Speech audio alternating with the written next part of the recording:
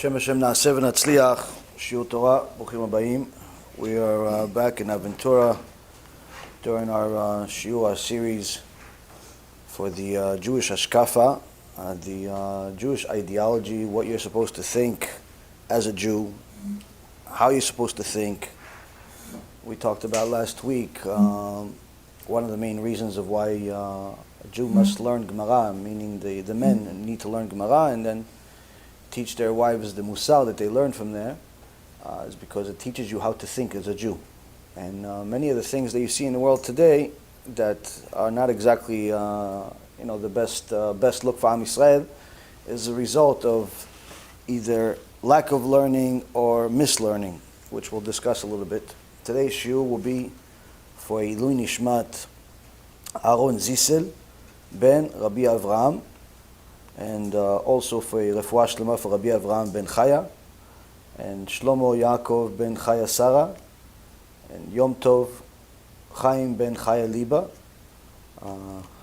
Dvorah bat Mercedes, Esther bat Tzipora, Rav Ephraim ben Shulamit, Rabbanit Levana bat Sarah, Rabbanit Sarah bat Levana, Rabbanit Sarah bat Anat, David ben Esriya, Doris bat Jora, and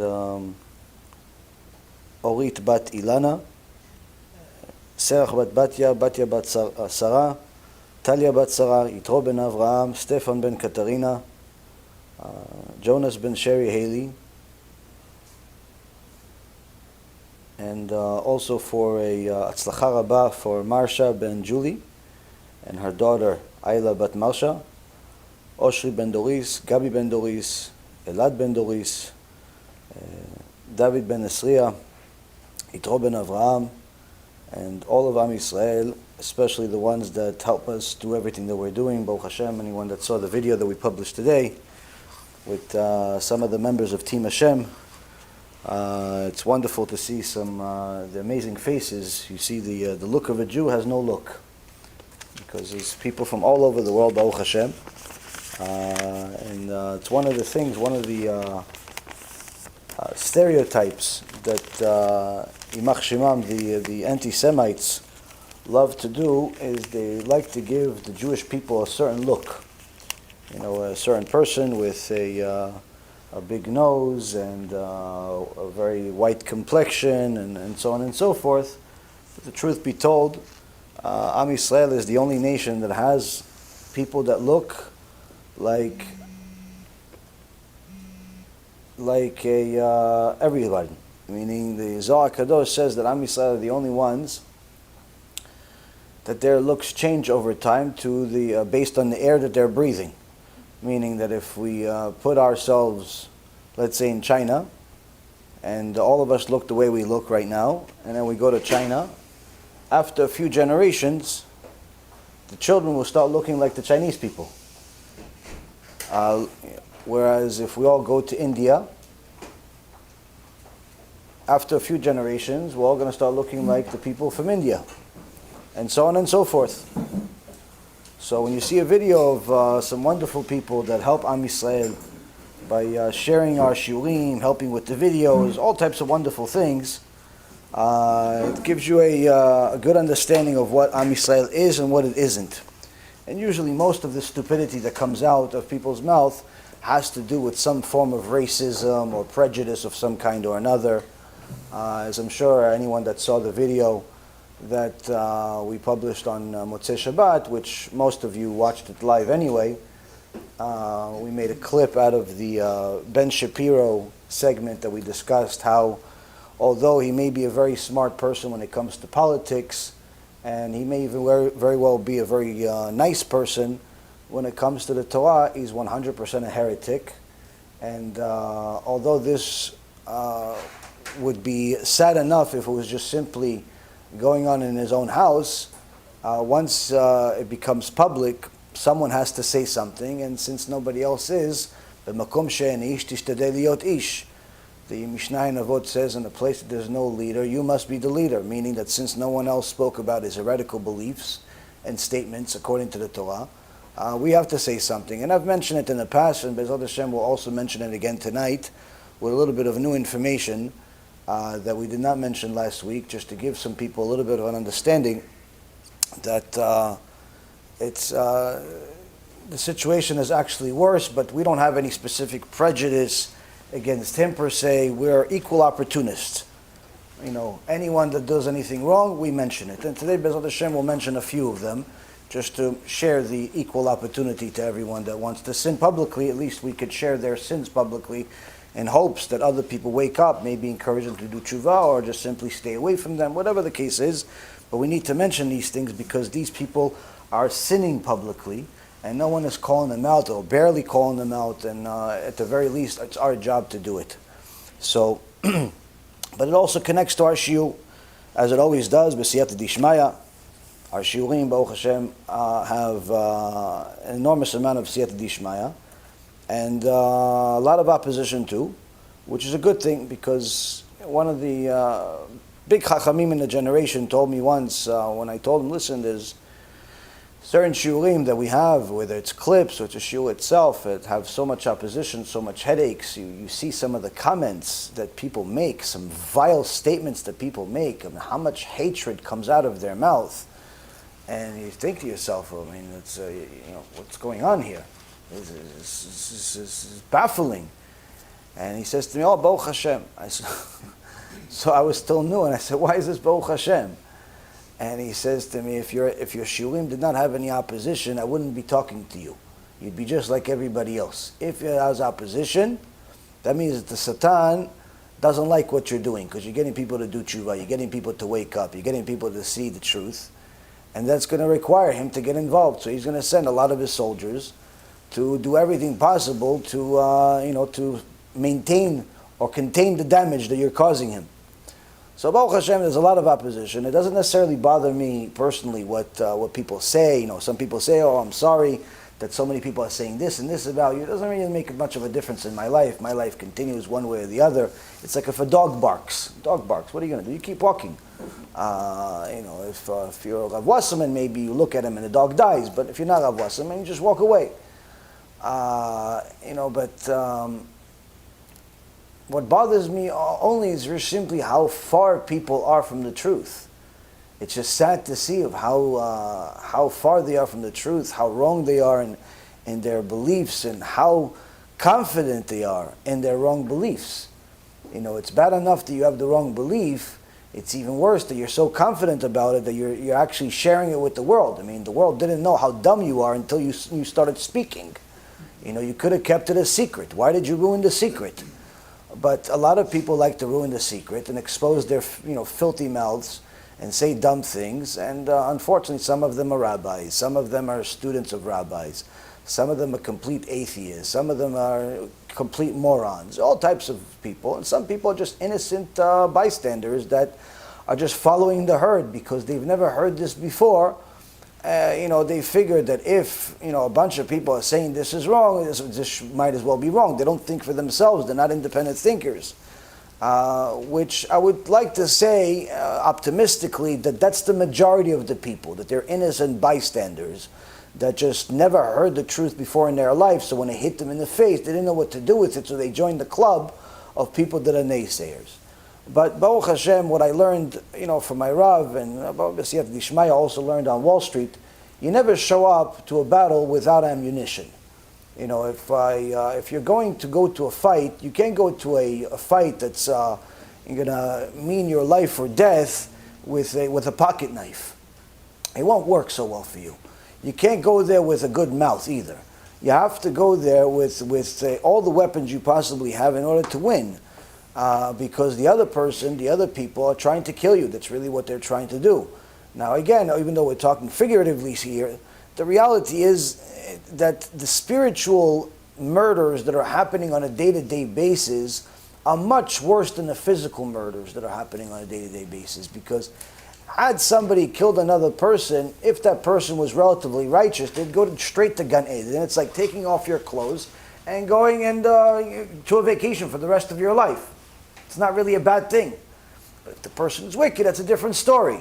Now, when you kill somebody spiritually, though, and you mislead them to believe things that are the opposite of what Hashem said, then you're causing not only the murder of that person permanently, because if that person doesn't change or wake up at some point down the road with the truth, that person is doomed to go to Gehenom, possibly forever, as the Gemara in Masechet Rosh Hashanah, page 16b and 17a say, and many other places, as the Ramban says in Sha'ar HaGemul, and countless other places where people like to deny Gehenom, even though it's in Birkot HaShachar.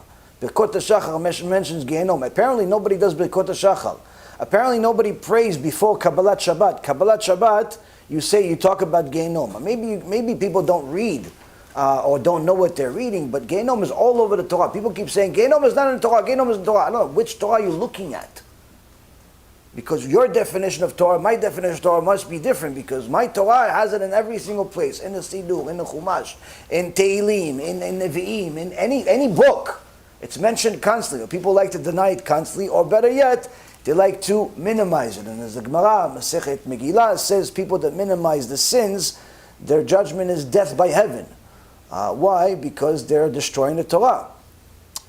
And at the time of the Chachamim would even give the decree of death. But either way, the point is that when you kill somebody spiritually, you're not just killing that person where you're putting that person in a place that could potentially be permanent suffering and an ultimate destruction of their soul, but worse yet, everyone else that they love or they could influence is killed with them. Because surely if a person has a strong personality and a strong connection to other people, whether it be his children or his wife or her husband or her children or her friends or her sisters or her mother and so on and so forth, you have people. You're not alone in the world. You have other people, and you're going to talk about your beliefs to these other people. So if you were taught the wrong beliefs, the heretical beliefs of whether it be the Muslims or the idolatry of the Christians or simply the atheists or even the modern Orthodox, which are in essence little by little becoming a completely new religion. If you, little by little you start giving these beliefs over to other people, those people believe those same things, and then they show up in Shamayim, with their blank faces without a hope in sight. Why? Because they lived their whole life without double checking what they actually believe to be true. So killing somebody spiritually is much, much more dangerous than the Holocaust, than the any type of coronavirus or anything else. And unfortunately, Rabotai Karim, this is happening now more than any other time aside from the Holocaust and any other major Holocaust we had throughout history. The same exact thing happened right before it, which we'll talk about today, BeEzrat HaShem. We'll talk about some of the things that the Chachamim quoted many years before the Holocaust, and you see how it wasn't exactly a surprise that the Holocaust happened, and it will not be a surprise, chas v'shalom, if it happens again. Now, the Chazon Ish over the last several months has taught us that the power of a human being is literally in his hands, and how he controls his emotions, how he uses his intellect versus his imagination. If a person uses his imagination, he's doomed to go to Gehenom, simply because if his imagination controls his life, then he's only going to imagine all of the sins and how good they taste and how beautiful they are and so on and so forth. But if he knows how to use his imagination, or she knows how to use our imagination when appropriate, after evaluating it with their intellect, then they could be a very righteous person, and they can enjoy the mitzvot, they can enjoy life, they can enjoy Olam Haba. And now he continues, still in the first chapter, in the 14th section, and he gives over a secret that perhaps we think we heard of, but not as deep as what he's saying. And Chazon Ish says, two powers were created in man: the power to love and the power to hate. A person can never relate to his fellow man through both of them at once. In so many words, he's saying here that there are two forces there are two forces that each and every human being has that in essence dictate his life, which move he's going to make, which relationship he will begin, which relationship she will end, all of the different things that they will do. It's love and hate. But a person needs to know that you can never relate, one individual person cannot relate to another individual person with both of those feelings simultaneously. You know, the statement, we have a love-hate relationship is an oxymoron, but it's also wrong. Aside from being oxymoron, it's also moronic. Why? Because you cannot relate to a person telling them that I love you while you slap them in the face. If every morning you tell your wife, honey, I love you, trach, the next morning she's going to say, honey, hate me, please hate me, please, please hate me. So love-hate relationship is really trying to tell us that I love you, but I don't know how to get along with you. That's what it means. You know, I love her, but I don't know how to get along with her. The question is why? If you love them, why don't you know how to get along with them? If you love Klal Israel, many of us, we hear, Jewish people, people in the process of conversion, or people are watching all over the world, thousands and thousands of people, say, oh, we love Am Yisrael, we love Torah, but we constantly have problems. Why? Well, you know, so you're going to say, no, it's since the time of the Bet HaMikdash, it's sinat chinam. Okay, what's sinat chinam? You just hate each other for no reason? So what, you just look at the guy, oh, he's Jewish? Well, what kind of Jew are you? Yemenite, hate you. What did he do to you? Nothing, I just don't like Yemenites. Okay. What about him? Oh, Ashkenazi, can't stand him. Why not? What happened to him? You said you didn't like that. The Yemenite guy. What's wrong with the Ashkenazi guy? No, I can't stand him. Why? I don't know, I can't stand him. That's sinat chinam? No, that's lunacy. That's lunacy. It's not sinat chinam. Rabbi Yaron Reuven Shalom explained sinat chinam in a very unique way. He said, you know, each one of us, you know, throughout our life, we're going to live in a few different places probably. And once in a while, you're going to live in an apartment. I remember I lived in an apartment in New York City, and interestingly enough, we lived in the corner. So we had no neighbors. Like there was, I don't know, 5 or 6 apartments in the entire floor. And we had an apartment that's all the way in the corner, meaning we had nothing attached to us. But sometimes you have a house that's the exact opposite, where your house is in between 2 other apartments. So everything that goes on in your house, the whole world knows. The whole world knows. You get out of the house in the morning, good morning, everybody's looking at you. Oh, she didn't sleep last night, huh? How do you know what's going on in my house? Well, I heard it. I heard your kids are jumping off the walls. I couldn't sleep either. Oh, sorry, I'm sorry about that, sir. Sorry about that. The next day, he's like, are you and your wife okay? How do you know? Oh, I heard the fight. Oh, you heard the fight? We're in the other room. No, the other neighbor heard it and he told me. Oh, see, both sides, you can't win. So sometimes you hear your neighbors. And sometimes it's a little annoying. Sometimes they're noisy. Sometimes they're nosy. Sometimes all types of things, right? Now, once in a while it happens that, you know, you have kids, Baruch HaShem. And the kids don't care about neighbors. The kids like to play. They like to do different things. And they cause some noise. And you want to go to sleep. You have an early appointment in the morning. You want to wake up, this, that. And it's, 9, 10 o'clock at night already. They're still playing. They're still causing noise. And you're like, I hate that guy. That guy, I hate him and his kids. No. That's sinat chinam. Why is that sinat chinam? I mean, technically it's normal. You want to go to sleep. He can't control his kids. Pretty normal for you to be upset. Upset, yes. But to hate him? That's sinat chinam. That's extra. That's chinam. That's free. That's extra. That extra hate.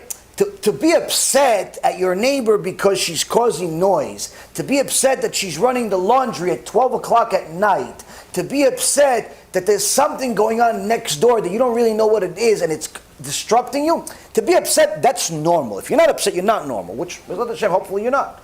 But to hate them because of it, and all of a sudden you remind yourself, oh no, he's Ashkenazi, that's what Ashkenazim do. Oh, he's Faradi, these people, they're like Arabs, that's what they do. Oh, these guys, Yemen, that's what they do. All of a sudden you start remembering all of the other things. That's chinam, that's free, that's extra hate. That's sinat chinam. That's what Rabbi Yaron says. It's not necessary. It's not necessary. Okay, to be upset. Okay, you can tell him the next day, please do me a favor. We're close to each other. I hear everything that's going on. Maybe you could take the kids to the other room, bother the other neighbor. I'll do something else. I want to go to sleep. But to go hate him, and all of a sudden you remember that he's Faradi, and he's Ashkenazi, and he's like this, and he's that, and he's tall, and he's short. That's chinam. So, Chazoni says, if you love each other, really you should get along. So how come we can't get along? You see that although there's been a lot of problems for Am Yisrael, generally speaking, the more problems we have, the more united we are. Right now, the coronavirus is a little bit of a unusual circumstance. Why? It's the first time we have a problem that's actually causing lack of unity, a disunity.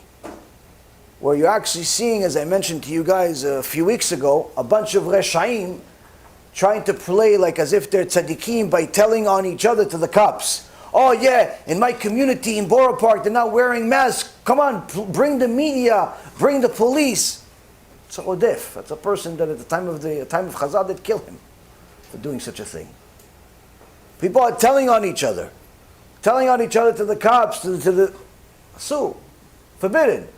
You're seeing, instead of this problem that everyone is dealing with to some extent, uniting us, it's actually causing more harm than anything else we've seen in many years. A lot of people are becoming enemies as a result of this coronavirus. A lot of people are becoming ruthless as a result of this.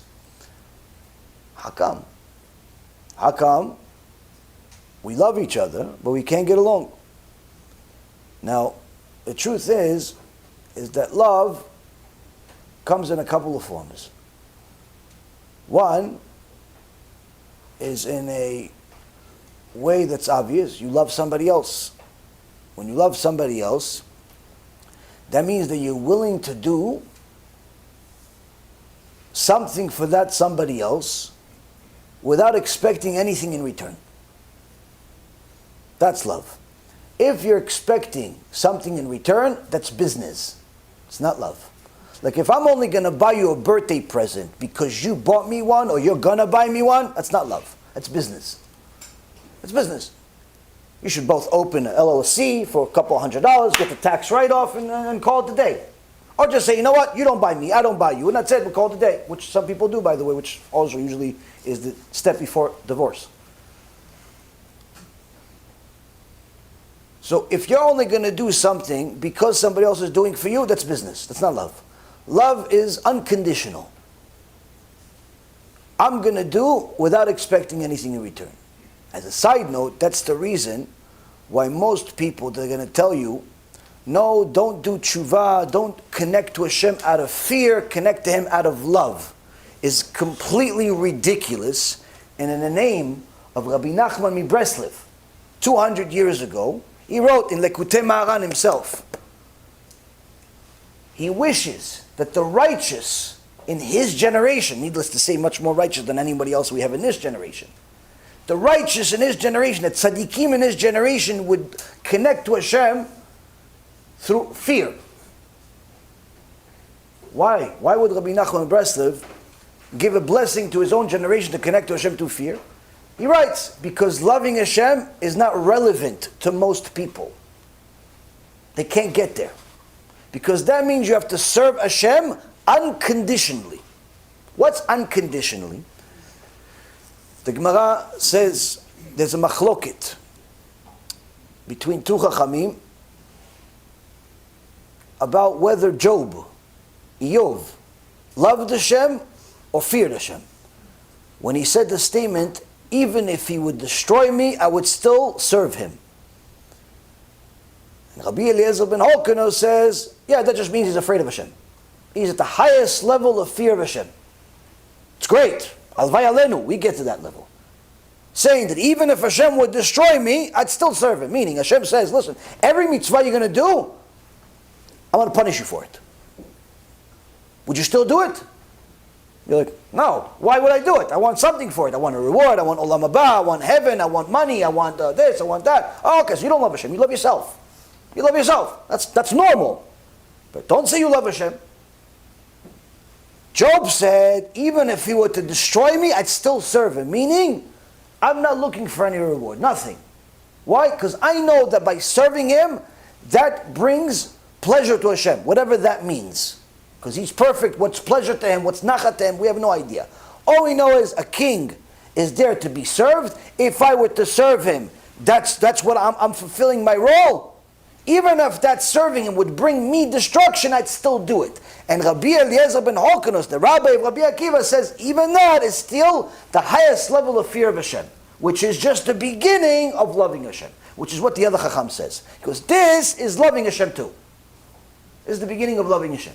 So Rabbi Nachman in Breslev says, 1,000 years later, 1,500 years after this Gemara was written, saying, I wish that people would connect to Hashem through fear. Why? Because it's not relevant to love Hashem for most people. It's not relevant. They don't know. Why? Most people are selfish. Not necessarily always for a bad reason. They're normal. They love themselves. They want something for what they do. I'm making you coffee, so, to make me feel good too. Not only to make you feel good because it's the morning and good morning coffee, I make me feel good to give you coffee. Because I know that if I give you coffee, if I'm a good wife, if I'm a good husband, if I'm good this, then I know there's going to be something in return. Doesn't make you a bad person to love yourself. Question is, how much do you love yourself? Where do you draw the line? And that's the second type of love. Second type of love is a love that's completely selfless. First one is selfless. Second one is selfish. Meaning, I'm only doing it because I love myself. I care less about you. The fact that you benefit out of what I'm doing really doesn't necessarily motivate me to do it. What motivates me to do it is because I love me. And I'm only doing it because I love me. You benefiting from it, good for you. But if you are going to benefit from it, I'd still do it. That's a dangerous love. And that's a love that can lead to the next war.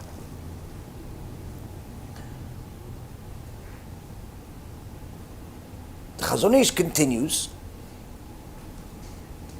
before we elaborate on that point of how it could lead to the next war, saying,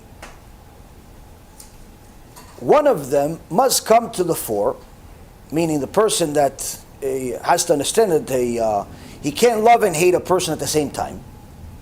Either loves a person or he loves or hates a person at that moment. Doesn't necessarily, not every feeling is permanent. Says one of these feelings, either love or hate, has to come to the fore, and the other must necessarily be withdrawn, for they are two opposites and cannot exist together. The decisions as to which will reign, which will live and which will die, which will move, which will stay still, usually depends on actions, on causes that naturally arouse feelings of love between people, and on causes that arouse hatred. Many times, we don't just wake up loving other people. In fact, most of the time, we don't just love other people until they do something to cause us to love them. Anything in the world that you have, whether it be your job or your marriage or your parenthood or a specific hobby, whatever it may be, you didn't just wake up one day and decide, I love this. Something had to have happened to cause you to pay more attention to the details in this issue and like the results and thereby fall in love with it more and more as you invested more and more time into it. The more you invest into your marriage, the more you will love each other. Now, investing into your marriage doesn't mean that you have to buy your wife a present every Mondays and Thursdays, like Aliyat Torah. It doesn't mean that you have to make your husband a 5-course meal 87 times a day. It doesn't mean that you have to call each other 75 times every minute. No. Investing into your relationship means that you have to think about the other person, your spouse, when you make decisions for yourself. Now, surely, if you're going to make decisions for them, you're going to think about them. So that's a given. But to make that relationship work, you have to think about them when you're making decisions for yourself. Why? How does my decision to go to this place affect her? How does my decision to hang out with her affect him? How would these things affect my loved one? Does it show I love them? Well, he hates my friend. And my friend just asked me to come over for a coffee. I like my friend. She's really funny. I want to go hang out with her. But how would that make my husband feel, who hates her because she did X, Y, and Z for him, bad to him? Now, if you love your husband, guess what? She's not your friend anymore. Bye-bye, friend. Why? That's a reality. You have to decide who's more important, your friend or your husband. If that's even a choice in your head for more than 5 seconds, your relationship is in danger. And I don't mean your friendship in danger. Your marriage is in danger. Why? You don't understand the value of marriage. If your friends are more valuable to you than your wife, there's something wrong in the foundation of that marriage. You don't love each other enough. You don't care enough about each other. Now, that doesn't mean that it's irreparable. You can repair it, you can fix it, but needless to say, it's only going to happen as a result of investing in it. Meaning, putting more time into your decisions and thinking, how would this decision affect them? And that means that you have to do a lot of different things in your life that perhaps may not have been your first choice if you were single, but became your only choice once you got married. That's really the point of being married. That's why in Judaism you sign a ketubah. A ketubah is a contract. It's a contract to have between the man and his wife. The husband is buying the wife. There's no other way to say it. It's not like the Americans or the other goyim or whatever said, no, they got married, we're equal. Married, no, there's no equal. He bought you. If you're not for sale, then pick a different religion. No, I'm not for sale. I have my own opinion. No one said you don't have your own opinion. You have your own opinion. But he bought you. Meaning what? Meaning that what's yours is now his. There is no separate bank accounts. If there's separate bank accounts, that means your hearts are in different places. There's something wrong. There's something wrong. If your vacation doesn't include him and his vacation doesn't include you, something's wrong. This is not really a Jewish marriage. This is like, it looks Jewish. You know, like kosher light. That's what it is. It's not really a Jewish marriage. What a Jewish marriage means, he bought you. Which means what? Which means that everything is now the household. He's in control of it. You're not allowed to go decide to give your mom $1,000 without asking him for permission. Yeah, but I'm the one that made the money. So, you worked, good for you. You made the money, good for you. Did it deposit in the bank, good for you. Okay, it's his. That's how it works, halachically. Now, would he reject you giving your mom money? Most likely not, if you have a solid relationship that's healthy, but you still need to ask for permission. Same thing with tzedakah, same thing with everything else. What do you get in return? Ketubah says, one of the main things that you get in return, he has to provide you a roof over your head. He has to buy you clothes. How much? As much as you want, as long as it's within reason and you're not some psychopath that spends your all afternoon every single day of the week in the mall. But he has to buy you clothes. Yeah, but he complains that I have 5 pairs of shoes or 15 pairs of shoes. Well, he shouldn't have signed that ketubah if he didn't want to buy you another 15. How many pairs of shoes? As many as you want. How many bags? As many as you want. How many dresses? As long as they're modest, as many as you want. Why? He signed off on it. What about place to live? He has to provide a house. He has to provide a place to live. What if he's an avrech? He can only be an avrech that's learning Torah if you permit. He can't decide, no honey, I'm going to go study Torah, you go work. He cannot make that decision. Why? Because in the Ketubah, he signed off that he's going to provide the roof over your head. So only if you agree to be the one that provides the roof over the head, you go work, does he go to the kollel. But once you make that decision, you say, listen, you go study, I'll go work, we both go to Olam Haba together with the kids. Once you do that, you better stay supportive. Don't say every Tuesday and Wednesday, oh, listen, you're only studying because of me. Don't do a mitzvah like that. Don't do anybody any favors because you're going to go to Gehinnom for it. Don't do something like that. Don't bring him down when he's trying to study because you're making the money. It's not a mitzvah. And that happens, unfortunately. There was a very famous story that Rabbi Nissim again also said that a woman had a near-death experience. Her husband was a avrech in a kollel, and she during one of her labors, she died. And she went up to Shamayim, and they told her, listen, it's time you go. She goes, why? But I have 4 kids. So the Bet Din of Shamayim says, everybody has kids. That's not a reason for us to give you more time to life. He goes, well, raise them. Oh, don't worry, Hashem will take care. Somebody's going to raise your kids. She goes, but why? But I kept Torah and mitzvot. He said, no, not really. She goes, well, I have kisui rosh. Yeah, you have kisui rosh. But I dress modest. Okay, you dress modest. So why are you killing me? Why is it over? So, because you made fun of the Torah. Me, chatz v'shalom, I never made fun of the Torah, she said. She starts crying in Shamayim. Starts crying, I never made fun of the Torah, I swear. No, we'll show you. What do they show you? They show her a video of every time her Baal, her husband, came back from kollel, she yelled at him for being late, for being this, for being that, for being a bum. Why? Because she's making the money. And he is going to study as if he's doing nothing. So they counted it as if she's making fun of the Torah.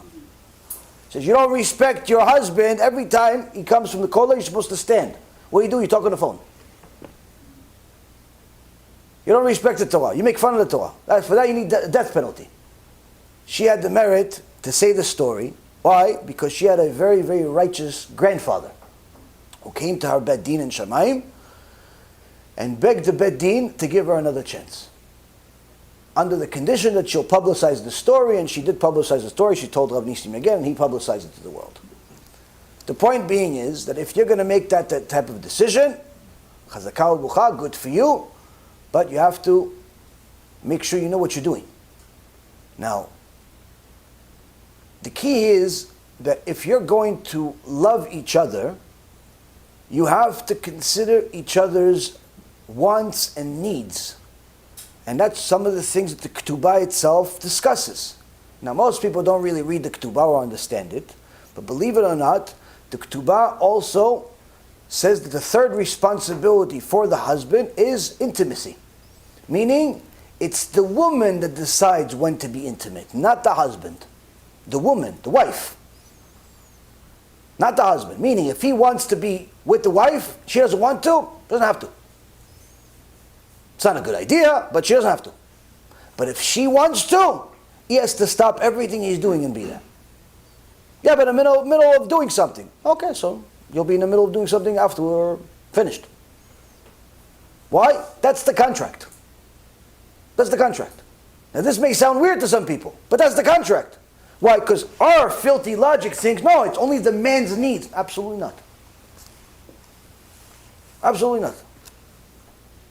So although he bought you, technically you have control. It's like, a shareholder takeover. You only bought 5% of the company, but he runs the whole thing. So, the Chazon Ish says that the reason why you have to understand this part is because one of those feelings of love or hate is going to make the determination of how you act. But when you look deeper into even one of those feelings, hatred obviously is easy to see where that's going to lead. It's not going to lead to any place good. But how could love lead to a war? How could love lead to bad places? Because there's good love, which is selfless, and there's bad love, which is selfish. And if you love yourself just a little bit too much, you can destroy the world with it. You can destroy your marriage, you can destroy the religion, you can destroy a country, you can destroy everything. Some people want to call it ego, some people want to call it selfishness, whatever you want to call it. The root of it is loving yourself too much. What's too much? To the point where you care less about the consequences for everybody else. That's loving yourself too much. Now, the Chazon Ish continues and he says, actually, even without any concrete reason, there are causes hidden in the human psyche that arouse feelings of love towards a person upon the first introduction, even though the two people have never met before. And from this starting point of love, the feeling goes on to grow and expand. Conversely, there are life forces that produce deep hatred towards one fellow man without any preceding reason, just an instinctive dislike, and the hatred between them develops. This is a common thing, especially in people of strong intellectual powers and vibrant character traits. So here, the Chazon Ish is telling us something that kind of sounds like love at first sight. It's not love at first sight like the Goyim think, or like the people who don't know Torah is. What it is, in the Kabbalah world, there is a concept called reincarnation. Reincarnation is not a new thing, like some people think. It's not an innovative thing, but rather it's the basics of our Torah among the Chachamim all the way from the time of Moshe Rabbeinu. As we learned a couple of weeks ago, Moshe Rabbeinu himself was a reincarnation of Hevel. Last week's parasha, Parashat Bereshit, Cain killed Hevel. Hevel was only 40 days old. 40 days old when Cain killed him, and sinless. He was the perfect neshama. So the perfect neshama reincarnated into Noach. Noach was called by the Kadosh Baruch Hu, Ish Tzadik Tamim, Bedorotav. He was a righteous, complete person, meaning anything Hashem said he did. But because Noach did not complete his tikkun, because he did not rebuke the generation enough, he had to be reincarnated again as Moshe Rabbeinu. And that's why Moshe Rabbeinu, when he talks to Hashem, when Hashem tells him to go, be his messenger, be his Mashiach, to free Am Yisrael from the Egyptians, Moshe Rabbeinu says to Hashem, you know I wasn't a good speaker, not today, not yesterday or the day before. What does it mean? I wasn't a good speaker yesterday. Hashem doesn't know you weren't a good speaker today or yesterday, the day before. What is he saying? I wasn't a good speaker, meaning I didn't do well enough. Not in this carnation, not in the previous carnation, not the previous carnation. All three, all the way from the time of Hevel. I didn't do.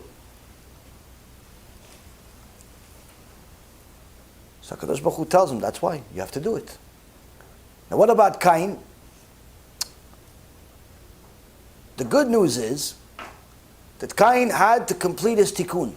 How? He had to be reincarnated into two people at the same time. And from there the Arizal teaches us in Shara Gilgulim that a soul is like fire that could be split infinitely. Meaning you take one candle, you could light with that one candle 1,000,000 candles. And that original fire will not change. A soul can be split into many, many parts, even during the same lifetime. And Cain reincarnated into the Egyptian that Moshe Rabbeinu killed as a measure for measure punishment for Cain killed Hevel. He had to be killed himself. Thereby Hevel, Moshe Rabbeinu, had to kill the Egyptian. And the second thing is, why did he kill him? Chazal teaches us that Hevel killed Cain because he was jealous that he was born with two twin sisters, which meant he had two wives. Whereas Cain only had one wife, one twin sister, one wife. So he was jealous that he had two wives versus one wife. So he killed him over a girl. So what happened? He had to be reincarnated as Yitro. Yitro, what did Yitro do? Yitro gave Hevel, meaning Moshe, a girl, his daughter, Tzipora. That was the tikkun. Now, most of my life, I thought what the pshat was that Cain was destroyed. Hashem said to Cain that because of the murder that he committed, because he murdered all of the generations that would come from Hevel, that's it, he's finished. And really all of us come from Seth. But that's wrong. The pshat says that Cain lived 7 generations later, his own grandson killed him by accident, then his grandson killed his son, and so on and so on, the whole traumatizing situation. And we figured that Cain was destroyed. If not there, all of his descendants were destroyed at the time of the Mabul. And I may even be quoted in one of my previous shurim, Parashat Noach, as saying that Cain and everybody else from his family died in the Mabul. This is wrong. In fact, all of us come from Cain. Because Cain had a daughter named Naamah. And Naamah married Noach. Meaning Cain is our grandfather. That's why we're a little bit... Makes a little sense now. We're not exactly from the perfect neshama of Hevel. That's where that's why we wanted to go to the club instead of the shiur. That's Cain. Cain.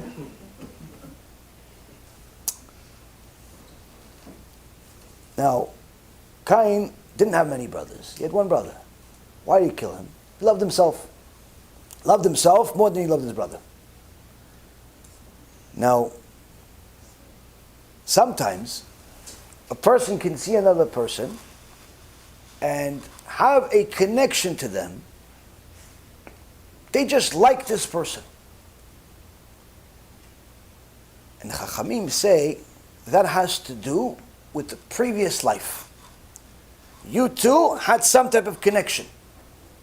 I mean a real connection. Not like, oh wow, she's so beautiful, I love her. No, that just means you have junk in your head. That has nothing to do with love. That's lust. It's lust. We'll talk about it in a second. Love means you have a connection, a real connection. Many people ask, how do you Charedim get married after only 3 dates? Rabbi Reuven, God bless him, he went on 3 dates with his wife, 3 meetings. On the 3rd meeting, okay, we're getting married, Baruch Hashem. Everything worked out. And that's how the Charedim get married. They go on a few meetings. 2, 3, 4, 5 meetings, 6 meetings, finished. Some parts of Chassidut, maximum 3 meetings. You don't make a decision after 3, find somebody else. You're not serious. Some tell you, no, you need in this generation, people are weak, they have all types of craziness in their head, what to do. As many meetings as you want, until you like each other. I personally recommend people go out on dates, which again, in a Jewish world, dates mean no touching. It means just talking. Dates can be a phone call. Dates can be a text messaging. Dates can be coffee shop, but he sits over there, you sit over there, and you just talk. No, I'm coming to your house, or she's coming to Hashem Yishmo V'Yatzil. None of that garbage. Dates mean talking. About what? Who are you? And what do you want? Until you get married, you have to know he is a complete stranger. Yeah, but I like him. Doesn't mean anything. He's a stranger. Until you get married, he's a stranger. Do not let him touch your finger. Unfortunately, some really, really righteous people make the mistake of thinking that just because it looks like we're going to get married, therefore we could start acting like we're married. And unfortunately, it leads to a lot of problems, even in the frum world. I had, unfortunately, several stories that I had to deal with young boys and girls that went on several shidduchim. They met each other's family, everybody liked each other, everything looked good. Said, oh, we're going to get married. Next month, 2 months, 6 months, whenever they decided. Usually the longer amount of time before marriage, the more problems you're going to have, because you're taking more risk, because now you're already thinking, we're going to get married anyway, so we can be a little bit, no, can't be nothing. Until you're married, he and she are complete strangers, forbidden to each other. It's karet. Karet. And unfortunately, sometimes the people fail at this, and I had a couple of stories. where they figured they're going to get married, and they acted like what married people do. And a second later, in both cases it was the guy that did it, I don't want to marry you. What do you mean? What do you mean you don't marry me? I don't want to, I don't like you. What? 20 minutes ago you told me you love me. Yeah, no, I don't know. I don't love you anymore. I don't know what happened, but I don't love you anymore.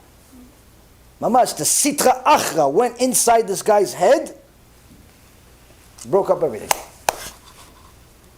Broke up everything. 20 minutes ago, love of my life, we're going to have kids, we're going to build a house, garbage. Unfortunately, this happens way too often in the secular world, even much more often, but not after 20 minutes, but rather after 5, 10-year relationships. Boys and girls have the all too common long relationships, 2 years together, 3 years together, 5 years together, 8 years together.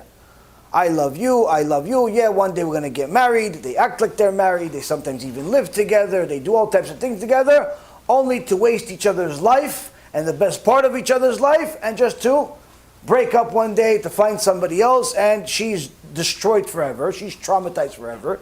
He cares less about anybody else but himself, which more times than not that's the case. Sometimes it's the opposite, but more times than not that's the case. And that's it, they both just wasted each other's lives. So people ask, shouldn't it be the opposite though? Meaning, the divorce rate in the frum world, Baruch Hashem, is much lower than in the secular world. Logic would tell you it's supposed to be the opposite. Why? Because if you're dating this girl and you're pretending like you're married without being officially married for 5 years, by then you got to know everything there is to know about her. Both the stuff that other people know, both the stuff that other people shouldn't know. You know everything. So by then, if you decide to get married, you know what you're doing. So how come the divorce rate in the secular world is over 80%? On the other hand, in the frum world, in the old-fashioned world, 3 dates, we got married. 7 kids later, we still love each other more now than ever before. How come? You only dated 3 times. Now you can say, oh, that was lucky. Oh, lucky, the entire frum world is lucky. Everybody's lucky. 3, 4, 5 dates, that's it, and they love each other forever. How come? Yes, of course, there are situations where there is a divorce and there is a things, but it's much, much smaller percentages. There's nothing to compare. We're talking about single digits versus high double digits, almost 100%. Meaning, it's a rare that a couple lasts in the secular world. Rare, because it's literally approaching 100% of the cases. In some parts of Western society, 100% of the marriages get divorced. Like, for example, in Colorado, someone told me, it got reported one time, 96%. 96% divorce rate. Meaning, you have a better chance of getting hit by a plane in your face than staying married past 5 years. Like, it's unbelievable. What's the point? Just flip a coin, you have better chances. Just look at anybody. Hey, you. Ah, we're married. It's just as good of a chance, 50-50. 50-50, what's the point?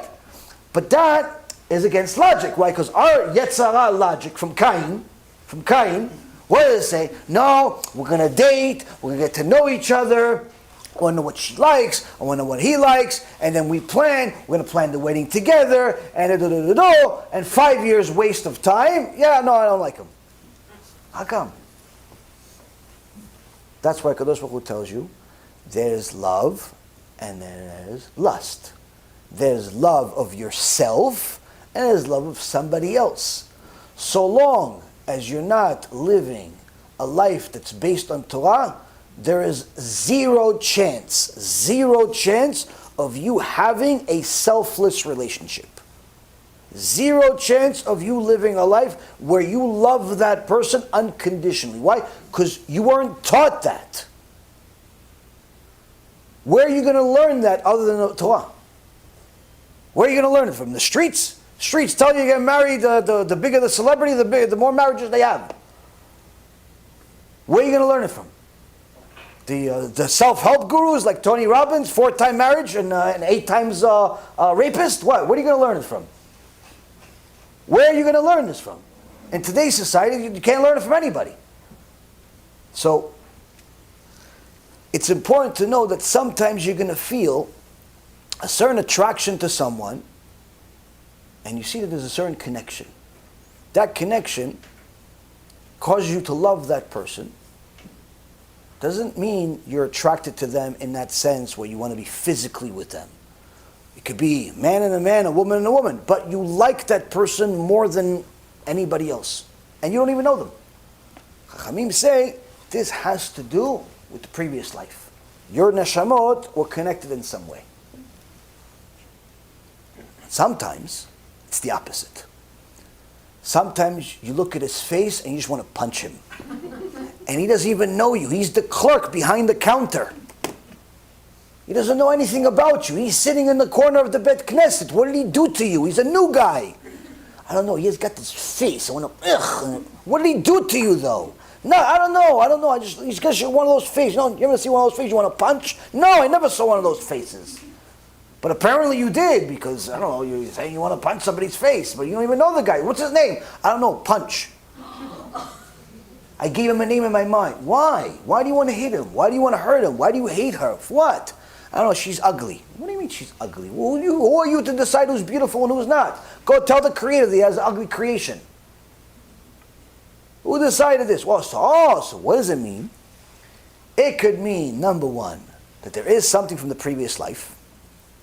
But it could also mean that you are a very, very self-absorbed person that decides who to like or dislike based on superficial stuff, like the looks. There was a study made in America some years ago by different companies where they're hiring,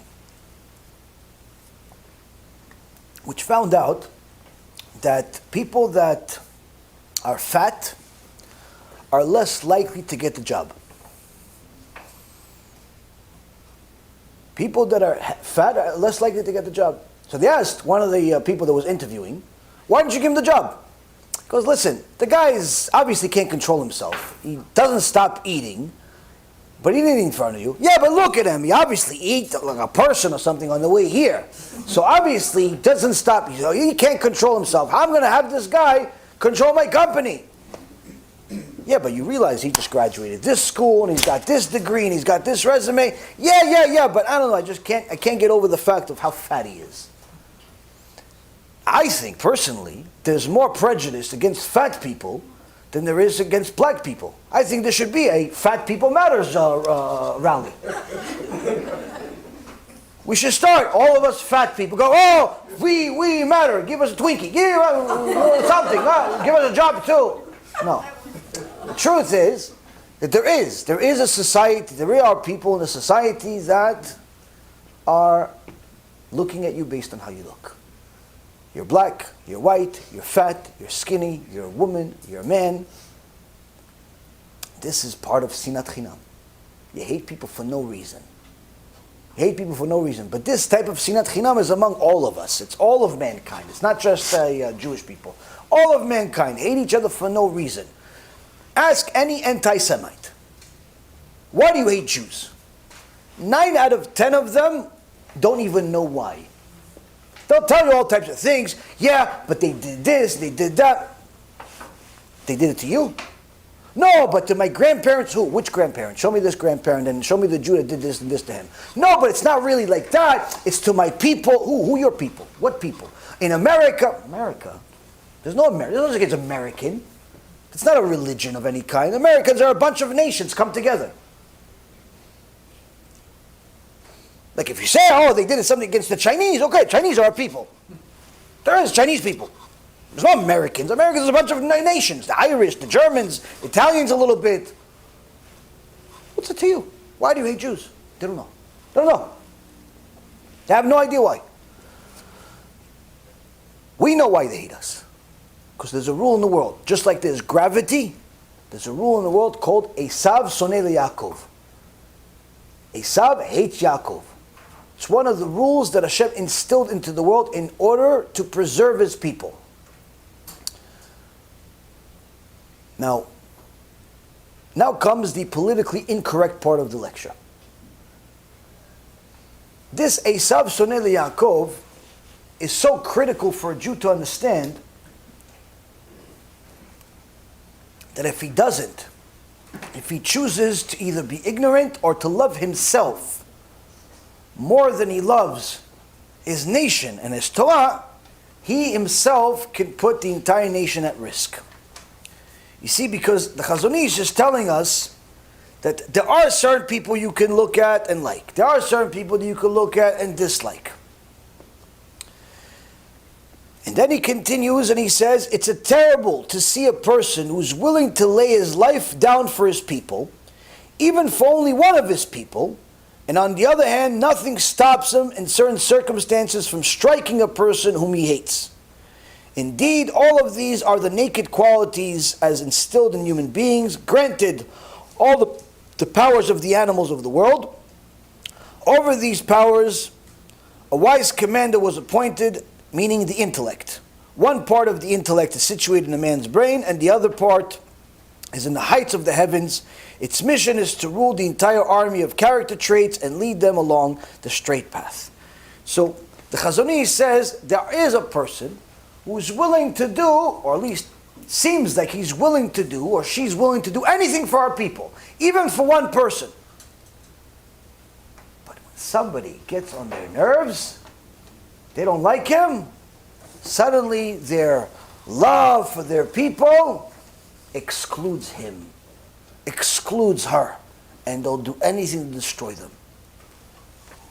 This, Rabotai Karim, is a result of nothing other than a person that loves people, his people, but less than himself.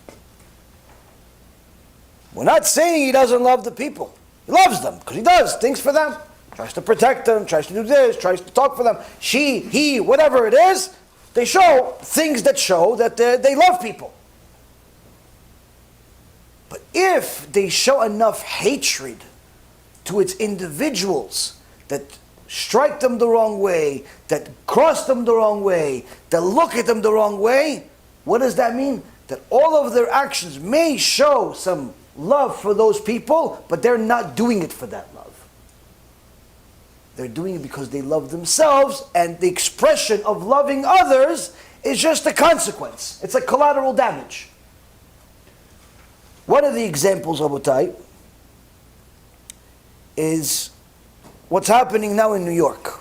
I mentioned to you guys a few days ago that there's a very big kitrug, a very big prosecution brewing against Am Yisrael for all of those people, especially religious rabbis and the likes, that are suddenly speaking out against government officials and against people that are not wearing masks and all of this nonsense.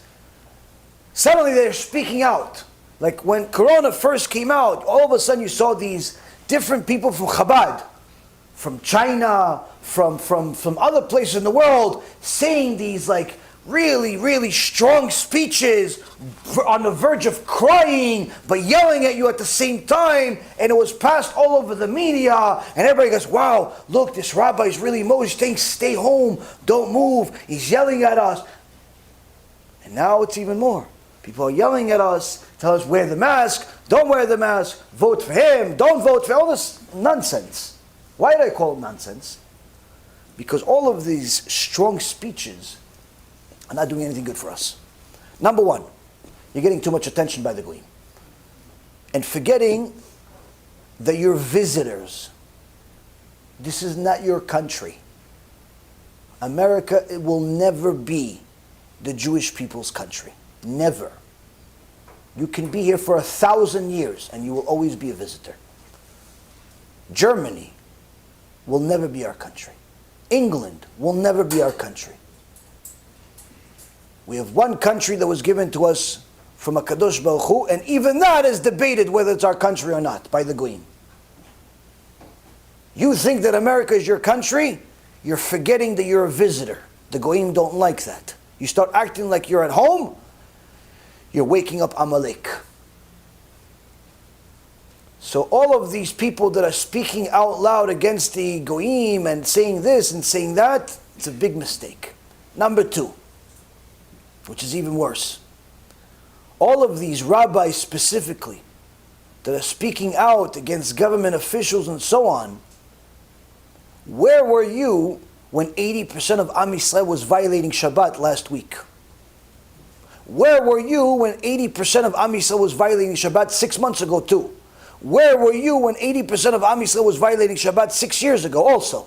Where were you? How come you didn't give those strong speeches of MUSSAR? Telling people, stay home, it's Shabbat, stop driving the car, stay home, you're going to kill people. How come you didn't say that then? How come only when it's coronavirus or some other interest you start speaking strongly? How come only then MUSSAR applies? How come only then rebuke applies? How come only then scary stuff applies? How come? HaKadosh Baruch Hu is going to ask you that. How come you only started yelling when it came to the Goyim's rules? When it came to the Torah of the Goyim and not Torah of HaShem? So the Constitution became your Torah? You know when that happened? Right before the Holocaust. The Jewish people turned the Constitution of the Germans into their Torah. And HaKadosh Baruch Hu said, it's not your Torah. And I'll make sure that the Goyim remind you. Where do we learn it from? There's a new kuntres that Rabbi Ephraim, God bless him, just wrote. We're in the process of translating it to English. But so far it's in Hebrew. And he says, this kuntres is about the Holocaust. And about the big question of where was God during the Holocaust. And he says, אחת השאלות הרגישות, וצריך להדגיש, הרגישות, היא שאלת השואה. איפה היה האלוקים בשואה? One of the most emotional questions, and we have to emphasize emotional, is the big question of the Holocaust. Where was God during the Holocaust? איך ייתכן שעברו על עמנו זוועות כאלה? How could it be that our nation will go through such disaster? מה עם התינוקות שנרצחו? הצדיקים והרבנים שנטבחו? What about the babies that were murdered? And the righteous? And the rabbis that were murdered? ולכן אין תשובה. ולכך אין תשובה. For that there is no answer. כשהשאלה נובעת ממקור רגש, אין הסבר לרגש. Because if your question is coming from an emotional side, there is no answer for such question. אי אפשר להסביר להורים למה נלקח בנם במיטה משונה, כשהם כאובים ובוכים. You cannot give parents an explanation of why their child was killed in a strange death when they're going through the pain and crying. אך לשואלים מתוך כובד ראש ורצינות ראויה ומתוך רצון לנסות להבין את המחשבה האלוקית, בשבילם נכתב קונטרס זה. But for those who are asking this question with full seriousness and rationality, meaning that they're understanding what's going on without emotions, and are trying to understand the divine thought, for them this kuntas was written. And then he continues, he says, first we have to evaluate where was Am Yisrael before the Holocaust.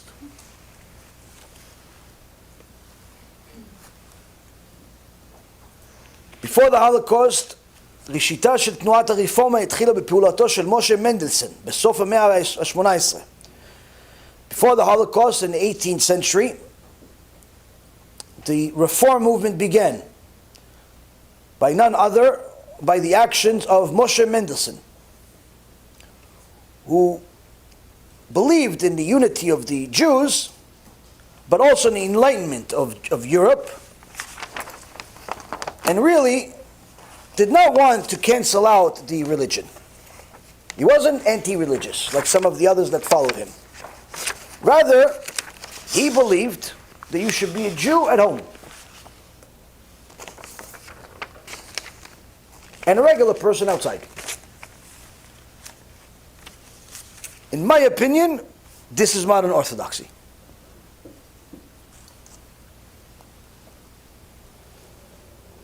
And we'll see how in a moment. What was his end to Moshe Mendelssohn? Even the Judaism in his own house did not survive, as 4 of his own kids, of his 6 kids, converted to Christianity. And only 1 out of his 9 grandkids stayed a Jew. Later on, Avraham Geiger made the situation even more blurry as far as the difference between a Jew and a non-Jew. Meaning, less clear. What's the difference between us? As if there is none. And the Reform movement brought many changes to the Bet Knesset, to the prayer, calling it different names, removing different prayers, wanted to move Shabbat to Sunday, or moved Shabbat to Sunday actually, and declared a full war against the Shulchan Aruch. Rav Shlomo Wolbe, alav shalom, in his Sefer Ben Sheshet La'asor, on page 78, he brings one of the words of Rabbi Yisrael Misalant that was said nearly 90 years before the Holocaust. Quotes, ובו אראה ראיתם הבהירה של גדולי ישראל יחד עם ההנהגה של מידה כנגד מידה הפועלת בהיסטוריה שלנו. He says, look at how, Wolbe is writing, look at how through history, how Gdolei Israel, the sages among Am Yisrael, are showing us how, measure for measure, it's applied in real life. Beshnat Atrad, in the year 5604, התקיימה בעיר ברנוביץ' בגרמניה האספה הידועה לשמצה של הרפורמים. There was a gathering in Branovich in Germany, a meeting, a known meeting by the reform leaders, שבה פרקה תנועה זו מעצמה עול מצוות המעשיות של התורה עד כדי התרת נישואי תערובת. That in that meeting it was decided to completely leave all of the mitzvot to the extent where they allowed forbidden marriage of intermarriage, Jews and non-Jews. כאשר שמע על זה הגאון רבי ישראל סלנטר, זצ"ל, when Rabbi Yisrael Misalant heard this, Rav Wolbe says, he said, הם חיברו שולחן ערוך חדש, שבו התירו נישואי תערובת. They wrote a new Shulchan Aruch, where in it they allowed intermarriage. יבוא זמן והגויים יחברו שולחן ערוך משלהם. There will come a time where the goyim will make a new Shulchan Aruch of their own. ובו יאסרו נישואים עם יהודים. And in their Shulchan Aruch, they'll forbid the marriage with Jews. ואוי ואבוי ליהודים משולחן ערוך זה. And woe unto Am Yisrael, woe unto the Jews from that Shulchan Aruch that's coming from the goyim. And Rav Wolbe continues, והנה בדיוק 90 שנה אחרי אספת ברנוביץ'. And exactly 90 years after this gathering in Branovich, באו חוקי Nuremberg, came the rules, the laws of Nuremberg. היהודיים לשמצה, בהם קבע היטלר יימח שמו, עונש מוות ליהודי, שבא במגע עם גויה. And in Nuremberg laws, Hitler יימח שמו declared a death penalty to a Jew that touches a goya, a non-Jew.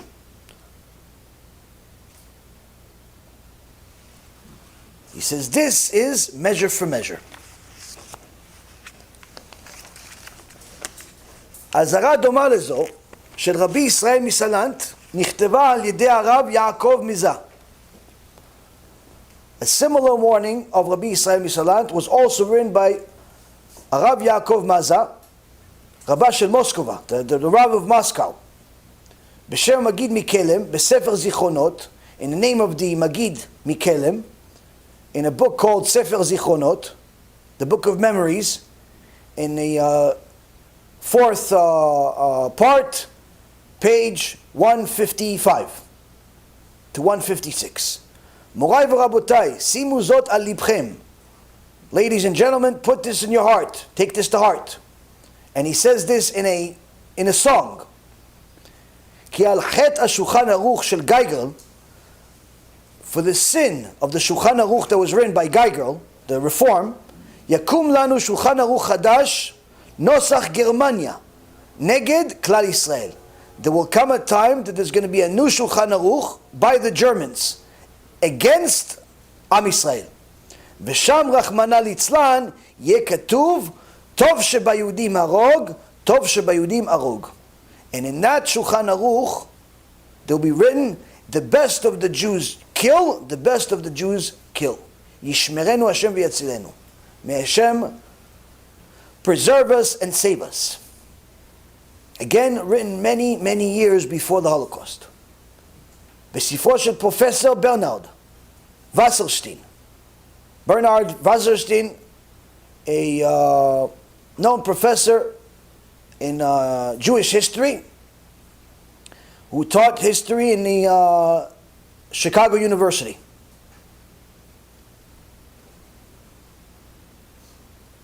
He says, על הסף, הוא מנתח את אותה תקופה שלפני השואה. He, in essence, went into the topic of what happened before the Holocaust. And he writes, בקרב יהודי אירופה, היה משבר דמוגרפי קשה של ריבוי שלילי.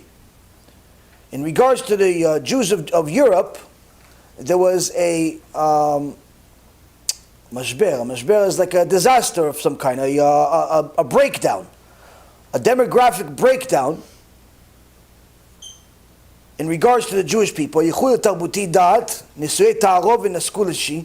In so many words, he's saying the same exact thing of what the others were talking about, saying that there was a breakdown as a result of this, the Jewish ideology, the behavior of the Jews, and most importantly, intermarriage. מספר הדוברים של שפות יהודית יידיש במזרח אירופה ולדינו בבלקן היה בירידת מתמדת. He says even the language that was spoken by Jews, such as Yiddish and Ladino, was in a straight downfall. הדת הייתה בירידה חדה ורבני התקופה כוננו על כך. The religiosity was in a major downfall, and the rabbis of that generation were preparing for such. אפילו האנטישמיות לא הביאה לירידה בנישואי תערובת. Even the anti-Semitism that was happening at the time didn't slow down the intermarriage. Meaning, the anti-Semitism, the goyim hating the Jews, didn't slow the Jews down from marrying them anyway.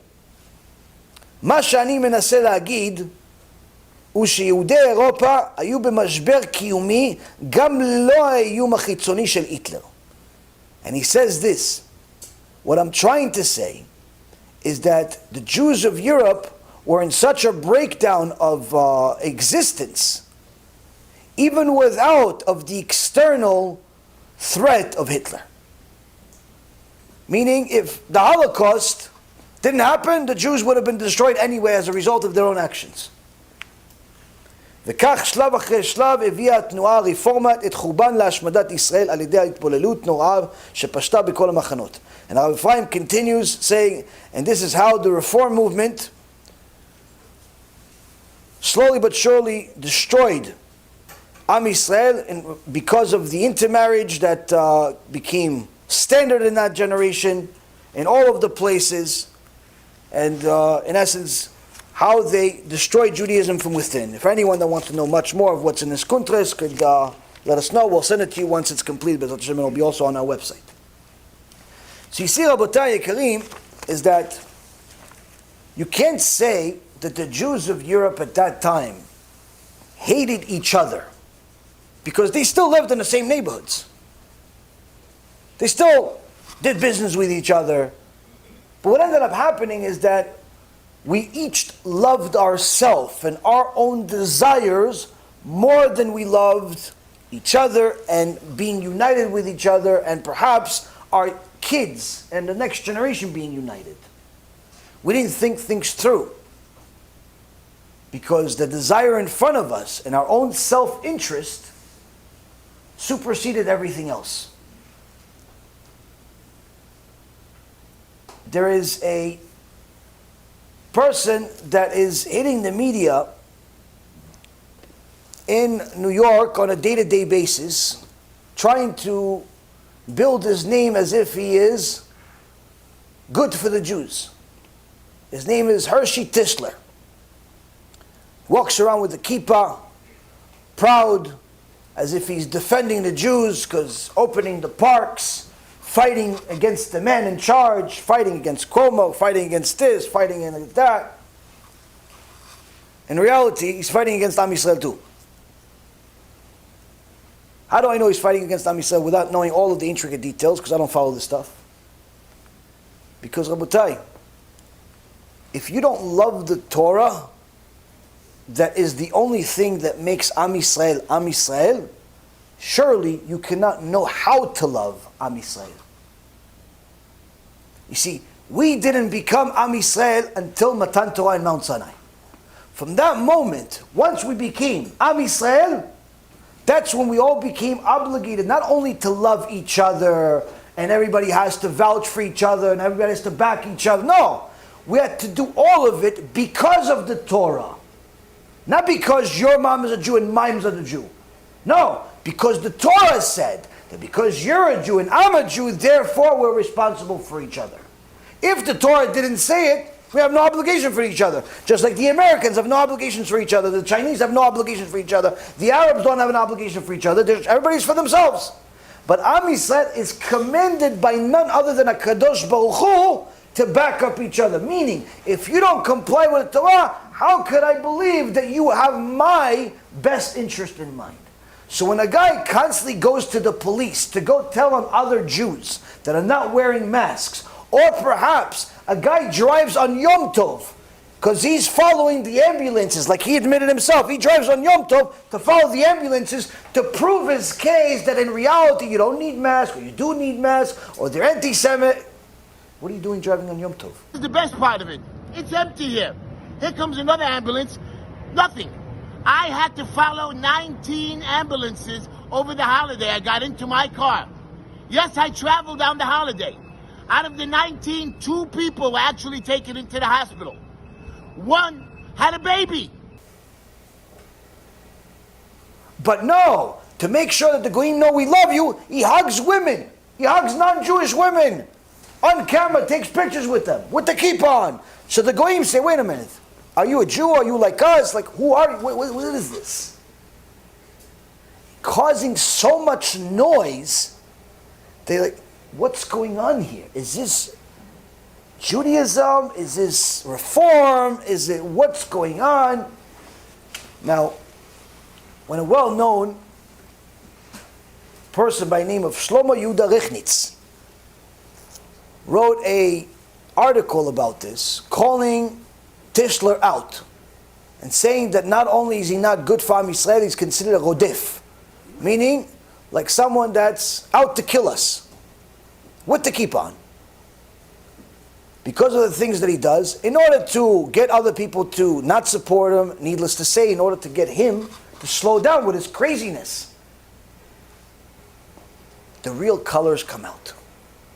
Now you see, if somebody says, listen, you're saying that you're trying to show support to Am Yisrael because you're fighting against the government, even though you're running for office, so kind of, it's kind of blurry what you're really trying to do, but you're saying you're trying to protect us, right?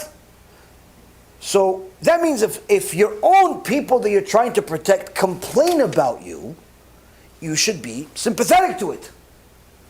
You should say, you know what? Oh, I'm sorry. If you see that what I'm doing is actually hurting Klal Yisrael, maybe I'm going to change what I'm about to do. Let's see what the Torah says. Let's see what the Chachamim say. What does this Tischler Rasha do?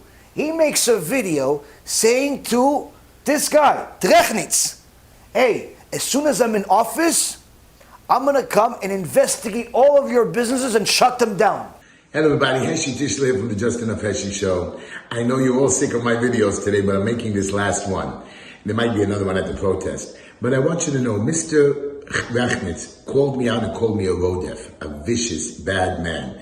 Mr. Rechnitz, let me tell you who you are. You've made millions of dollars in your nursing homes, and how many have died? How many people have died? There are signs telling you that you're a murderer. You and your fellow compatriots in the nursing home business, you're getting money from Governor Cuomo and the state. That's why you're sticking up for them. You don't want to lose your funding. You've taken millions of people. People have died. You don't take care of them. You're one of the worst nursing home landlords or owners. And there's many of you out there. And I want you to know, Mr. Rechnitz, when I do become councilman, I'm going to be doing investigations into the way you build the city. I'm going to build the state. I'm going to go into all your nursing homes. I'm going to make sure that I'm going to take away your license if you do anything wrong. I'm going to have the health department in all of them, just to make sure you don't murder any more of our fellow citizens, Jew, black, or Muslim. Mr. Rechnitz, you are an evil person. You are a terrible person. And I'm telling you now that I don't believe God will ever forgive you. And be very careful, Mr. Rechnitz. You are evil. And I'm going to spread the word. And I'll make sure that everybody knows never to go to your places. Stay away from you. And just because you don't have enough help in your places. You're understaffed. We all know that. So all you nursing home owners, be ready for Hershey. We're coming for you. And Mr. Rechnitz, be very careful. You're my first one on my list. Hershey Tischler from the Just Enough Hershey Show. We will discuss Mr. Rechnitz in full detail and do a lot of research and get all his paperwork and billing and funding for my next show, Wednesday night, 9 o'clock. Thank you. Now this guy Rechnitz, he is a big donor to yeshivot and to all types of Jewish causes. But another guy with a kippah that pretends to be religious, is saying, I'm going to shut you down. Instead of saying, listen, I made a mistake, maybe I should change this, that, the other thing. No. What do you see? What do you see? Does he love the Jews? No. He loves himself. How do you know he loves himself? How are you going to go call out your own brother and say, I'm going to shut down your business? I'm going to shut down your business. This is what you say? Now you could have already known that the guy's a Rasha by saying, he says himself, he drives on Yom Tov. Meaning he's Mechal Shabbat, same thing. Same thing. You see the guys hugging women. Rabotai, Shulchan Aruch, for all of Klal Yisrael. Shulchan Aruch, not of Sephardi one, not Ashkenazi one, Shulchan Aruch says a Jew is not allowed to show affection to his own wife in public. Meaning, a Jewish man is not even allowed to hold his wife's hand in public. Needless to say, a picture of it on the internet, or hugging, or anything like that. Needless to say, you're not allowed to hug a woman that's not your wife. It's not only an eshet ish, it could be a goya, it could be both. HaShem yishmor v'yatzil. And you're doing it with a kippah on? At least take off the kippah, pretend to be Italian. For them, it's allowed. Go join Cuomo. He's Italian. Tell Cuomo, we're boys. Don't pretend to be a Jew. But that's the thing. When you love yourself more than anybody else, what ends up happening? Everything becomes blurry. Because the cause to the ignorance among us is like, no, look, he's a Jew, he's got to keep on. He's saying he's fighting for us. Yeah, but look how he's fighting. He's fighting for us while fighting against HaShem. How could he be fighting for us if he's fighting against Hashem at the same time by doing things that are forbidden? Which psak halacha allows him to do what he's doing? No one allows it. That's why you don't need to know all the intricate details of all the conversations of what happened and what was written and what was this. Bottom line is, you see this, finished. Now, many people think that I just like to call out people because I have nothing better to do. So I'll call out some more people. Somebody wrote that in one of my videos a few days ago, that was published a long time ago, that I took a letter that was published by Chabadniks that I tell you are not real Chabadniks. Why they're not real Chabadniks? Because real Chabadniks know what Torah is, know what mitzvot is, know what Yirat Shamayim is, know the danger of intermarriage is. So much so that Chabad was founded on times just like we are in now. The Baal Tanya, Rabbi Zalman Milyadi, he was Kodesh Kodeshim. And he was alive at the time that Napoleon was conquering the world. Now, the rabbis had a mixed opinion. Should we cheer for Napoleon or go against? Some say, listen, Napoleon is good for business, like America is today. But some say, yeah, but too much intermarriage, too much not good, against things against the Torah. But people are mixed. Yeah, but maybe this, maybe that. The Baal Tanya didn't skip a beat. He said, listen, if Napoleon wins the war against the Russians, who are notoriously anti-Semitic, it's going to be very good for the rich people, for the rich Jews. But it's going to destroy Judaism in the process. Because the intermarriage is going to become norm, because he's going to let us do whatever we want, and whatever we want is going to be Yetzara, Yetzara, Yetzara. Judaism is going to be gone. If the Russians win against Napoleon, anti-Semitism will be alive and well. And they will remind us constantly that we're Jews. So even though it's going to be tougher business and we're going to be poor, Judaism will live. Why? It survived the Assyrians, it survived the Turks, it survived the Spaniards, it survived the Babylonians, it survived the Romans and the Greeks, it'll survive these people too. So the Baal Tanya went and sent one of his Hasidim to go into the army of Napoleon. Go up the ladder, become one of his generals. And everything you see, you go report to the Russians. Be a mole inside the army of Napoleon. Meaning, destroy Napoleon from within. And that's what he did. Little by little, he went up the ladder, went up the ladder, went up the ladder. Slowly but surely, he became one of the people that knew a lot of the secrets of what was going on in Napoleon and how he was planning on attacking the Russians. But Napoleon was losing. And he knew that there's a mole inside his army. So he got all of his commanders together. And he said, I know that one of you is a spy for the Russians. I just don't know which one. And then he pointed and he put his hand on one of the people's chests. He saw that the guy got nervous, shot him in the face, died. And he says, I don't know who else here. Touched another guy, his heart was shaking, shot him, killed him on the spot. One after another. The only one that his heart was as still as can possibly be, like a little baby, is the Chassid from Chabad.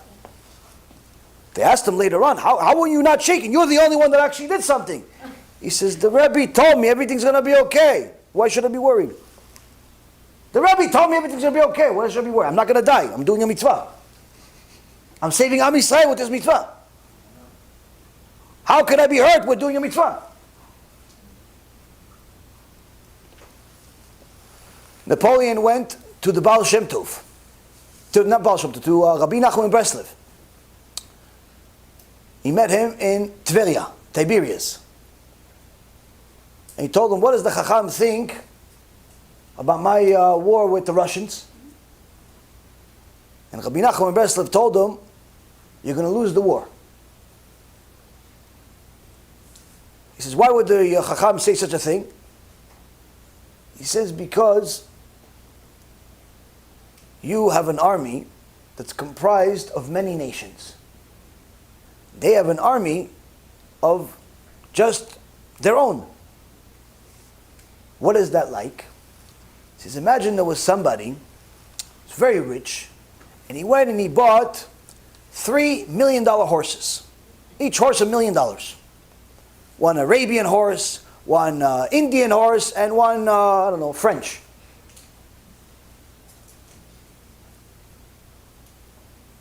Now he took these horses, and he started riding all three of them. All of a sudden they hit a ditch. And he hits the horse to get out. Nothing happens. He hits the second horse. Nothing happens. He hits the third horse. Nothing happens. He's stuck in the ditch. All of a sudden he sees this guy coming out with little rinky-dink horses, maybe $1,000 for both of them together, go in the ditch, get stuck, hits a little whip, tiny little whip, both of them, hey, oh, that, finished, and on top of that they have enough strength to pull all three out also. So the guy that has the $3 million in front of him that's useless says to the regular average Joe, he goes, I don't understand. How do your little two guys, your two horses, how did you get them to do that? And the guy says to him, listen, you have 3 horses from 3 different nations that hate each other. The Arabian horse hates the French. So when the French guy gets hit, the Arabian horse is happy. Because let him get hit. When the Arabian one gets hit, the Indian one is happy because let him get hit, I'm not moving from here. I'm staying here forever. When the Indian one gets hit, both of the French and the Arab one are happy. Because let him get hit. No one wants to move. He says, see, my horses, they're twin brothers. They can't stand to see each other hit. So they move. Rabbi Nachman Breslev says this to Napoleon. He says, your army is made of many nations, but they're not united. They hate each other. They only fight for you because they're scared of you. The Russians, they're united. And they'll beat you. And he says to him, will I at least win the war at some point? He says, you'll be king of the world for a few days. The Napoleon, the fool, says, then I'm going to go to the war. He says, but you're going to die. He goes, I'd rather die after ruling the world for a few days than live a long life ruling only 80% of the world. That's how stupid arrogance makes you. That's how stupid self-love makes you. You see, Rabotai, Chabad in its core and its foundation was built on understanding how to survive at the most difficult times and doing the most difficult things, which is the reason why we call them out for the bad things that are not being fought against today, which are happening within them. When I made a video some time ago showing that there's a sect of Chabad, unfortunately a pretty large one. Everyone wants to pretend it's a small one, but a pretty large one that believes that the Rebbe is not only Mashiach, but also is alive. And I brought you a letter from Chabad.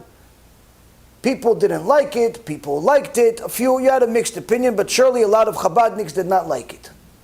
So one guy wrote recently, who saw the video, the following. You could see this on the internet. Israel Zweibel is his name. He says that announcement was from a paper from 27 years ago when the Lubavitcher Rebbe was sick. So please stop spreading false information and do your research before you say anything bad like this. In essence, calling me a liar. Like I took this paper from 30 years ago because I have nothing else to do with my life, and I pretended like it's actually, came from a year ago or so when I reported it. For some reason, people like to call me a liar, which is really the one main thing I know for sure I'm not. I may not be a lot of other things, but a liar I'm not. So, now to bring you the letter again is really not, it's boring already. So I'll give you a new one. Last week.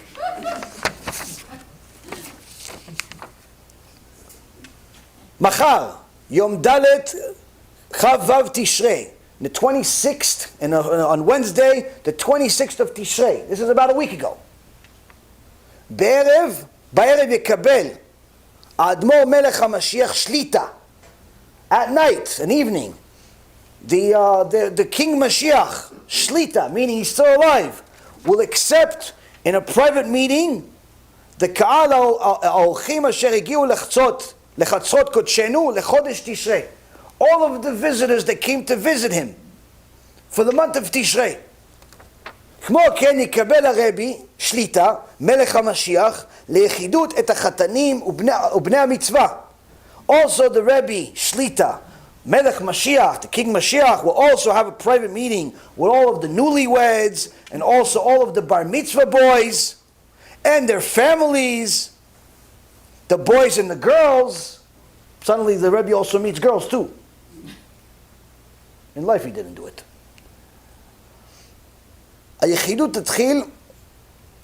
The private meetings will start בשעה 8 בערב, at 8 p.m. בחלקו המערבי, in the western section של הזל הגדול. This is, Rabotai, a week ago. They're still saying he's alive.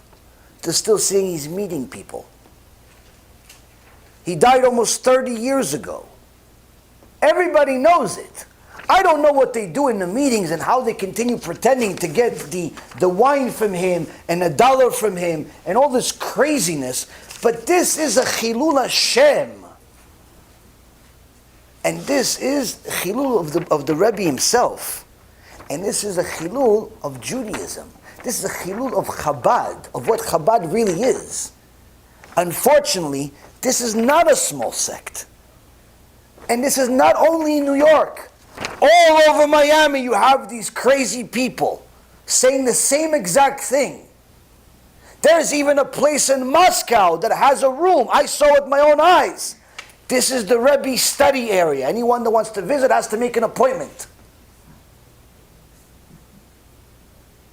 This is not Judaism. How could such a thing happen? Love of the Rebbe? Wrong. You know what this is? Love of money. That's what it is. This is love of money. Why? It's good business to say that your Rebbe is still alive and he's the Mashiach too. It's good business to tell people you could have a meeting with the Rebbe and you could pretend like you could see him also. Why? Because if you can't see him, you're a fool. So who's going to say I didn't see him?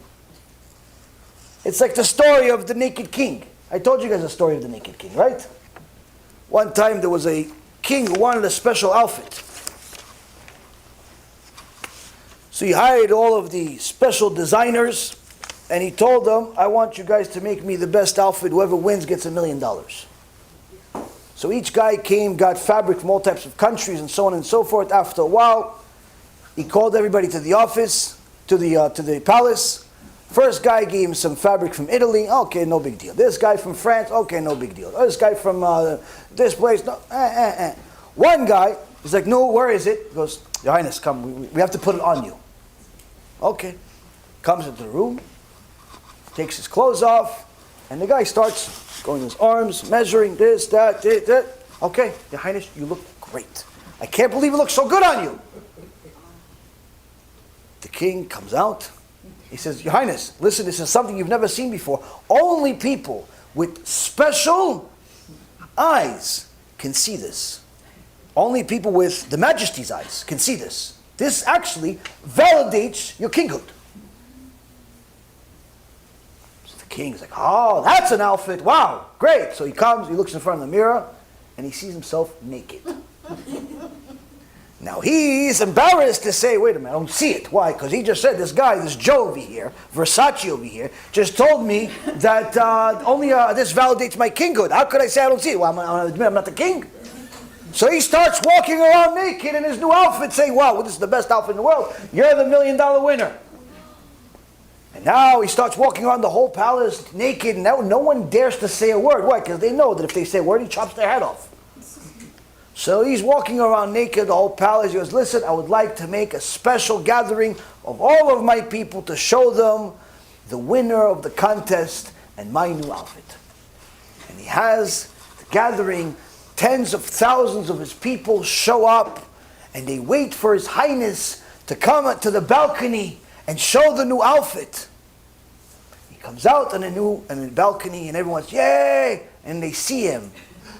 And everyone's quiet, but they're not really sure if yay or nay, or they're not really sure, but they just continue because they see the next guy next to them saying yay. So if he says yay, so maybe I'm not seeing right. So he says yay, so everyone just continues saying yay, and then he says, quiet down, I'd like to say something. And he starts talking about how this outfit came from a foreign country like no other, and this and that, and this and that. And I'm glad you all get to see me this way. This is the real me, and not.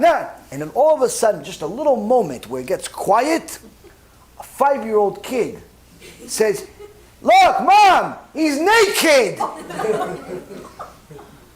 And everybody cracks out laughing. Because they all knew he's naked. And he chops Versace's head off. Why? Because he also knew he's naked. He just thought that maybe he doesn't see he's naked. This is what's happening in the world, Rabotai. Everybody knows the Rebbe has passed. He's in Olam Haba, BeEzrat HaShem in Gan Eden. He's learning Torah with Rabbi Akiva and all of the Baalei Tosfot and so on. To keep saying he's alive, he's alive, he's alive. Why would you do such a thing? It's good for business. It's good for business. To say your rabbi is the Mashiach. Why? Because along that lie, they also say other lies. They happen to always come together. What's the other lies? Everybody goes to Olam Haba. The Rebbe is going to save you. No one needs to do anything. And in essence, make the whole generation secular. If they weren't secular enough, we make them secular by telling them everything's okay. Just come to the Rebbe anytime you have any problems. Donate money as soon as possible. And everything's going to be okay. And Rabotai, this is part of the disaster of what's happening. Now, as I told you, we're equal opportunists. But also sometimes we'll repeat with more information. Last week, or a few days ago, whenever it was, last week, I told you guys that there is perhaps the most popular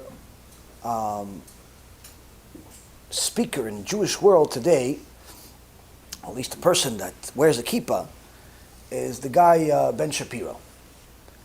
He calls himself a conservative. He's politically oriented, talks about many political topics, and quite frankly, a lot of his political opinions are valid and on point.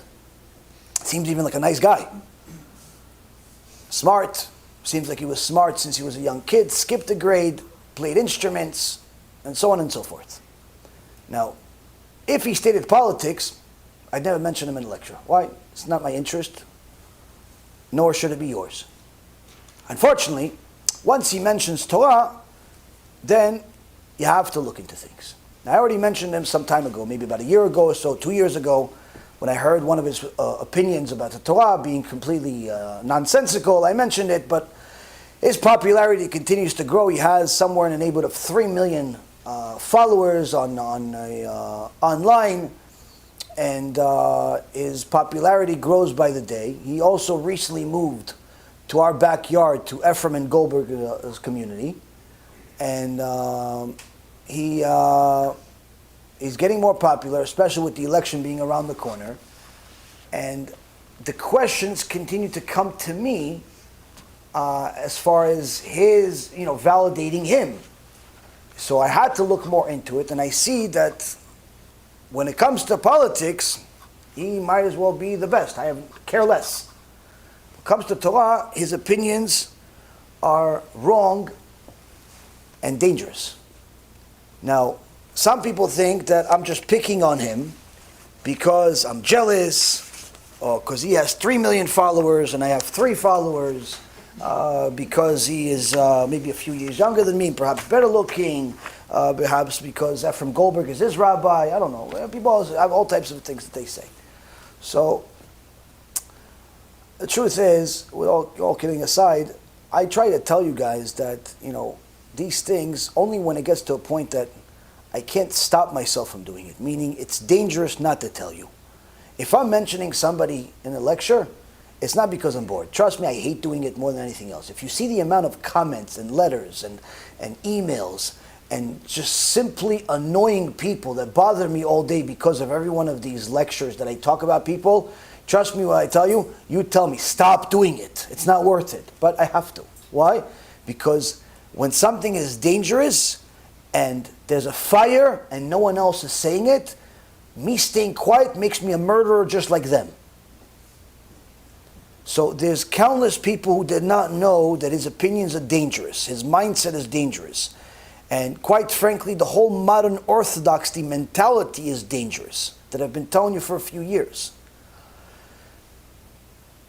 And this is not just dangerous because they are more lenient when they shouldn't be. This is not just more dangerous when they say that certain things that are forbidden are allowed for them, and certain things that are allowed for them are forbidden, which is really what we all did tshuva for on Yom Kippur. It's not just that. It's that modern orthodoxy has become the stepping stone for Christianity's recruitment of Jews, in my opinion, from experience and what I see. And I have a proof for you guys that I think is if you don't see it, perhaps you just check your vision. If you do see it, then I think you should agree that this is much more dangerous than what I even thought last week. A few years ago, we went on a public battle against Ephraim Goldberg and his congregation, really mainly him and his fellow rabbis, that were bringing a Christian or Catholic speaker to give chizuk to the keilah, which at the time I was living in our community. We had a very public, noisy, crazy battle, which Baruch Hashem in the end, the Catholic missionary canceled, and Ephraim Goldberg wrote in his blog that he cried that he canceled. Because he didn't think that the Catholic missionary was a danger to society or to his community. Needless to say, a week after that lecture was supposed to be, there was a massive mailer from a missionary organization that also came to my house and every neighbor's house, because I saw, with videos about Yoshke, meaning this was a planned attack. The guy from the Catholic missionary was coming. A week later, there was a mailer in everybody's mailbox or in their doors with a missionizing document from Christianity of why they love Israel, but in reality, Jews are supposed to be worshiping Jesus and all types of other idol-worshipping nonsense.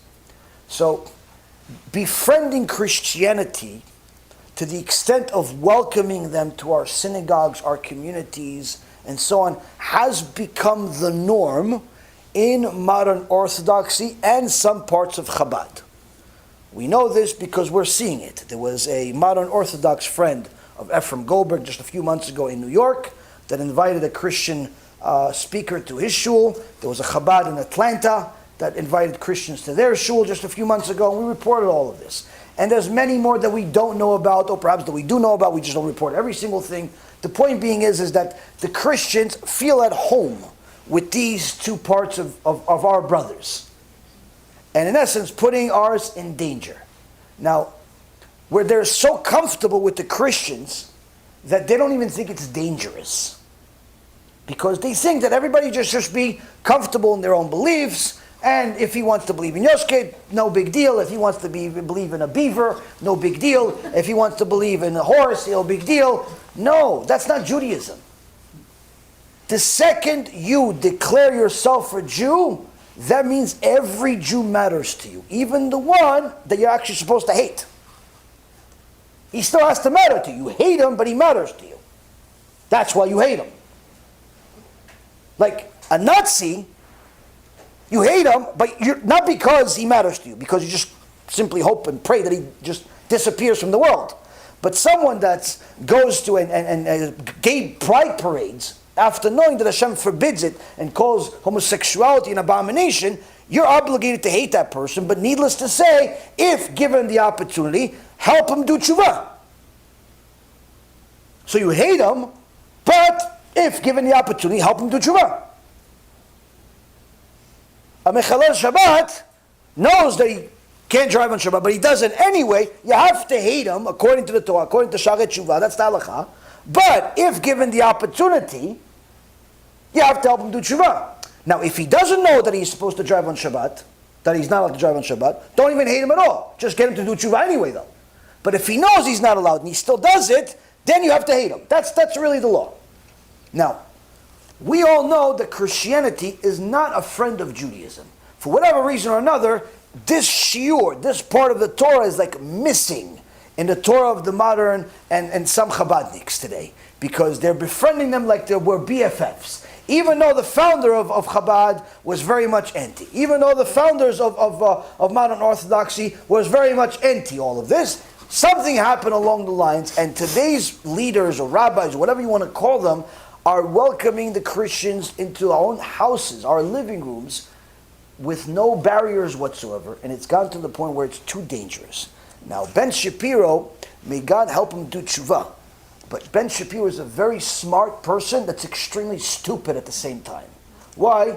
Because while he's given a gift from God of speech, a gift from God from thinking, a gift from God from analyzing, he forgot to analyze his own backyard. In his meeting by video with his new community rabbi, Ephraim Goldberg and company, he had a nice meeting on YouTube, and everyone agreed that Ben Shapiro is by far the most famous religious Orthodox Jew in the world today. Now, this may very well be true. It probably is true. He's got 3 million followers. I don't know anybody else that does. That's religious. There are Jews that are more popular but are not religious.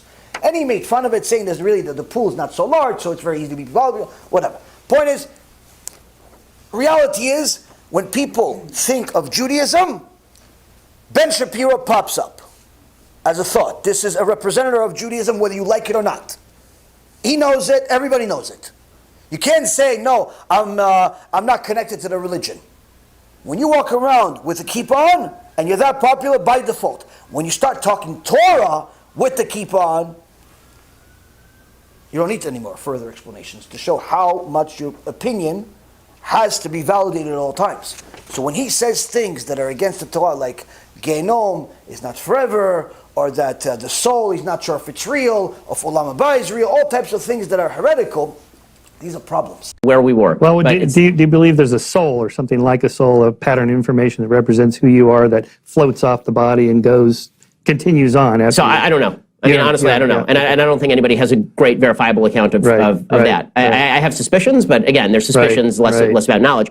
What I do know, and the reason why I'm religious, is that a religious lifestyle that is based on certain fundamental premises, I think makes life better for people. I think that the rules that are set down, as currently understood at least, are rules that are likely to lead you to leading a happier and better life than your pure reason alone. Because pure reason alone, unleashed, without even those moorings in Judeo-Christianity, can lead to a lot of really terrible places.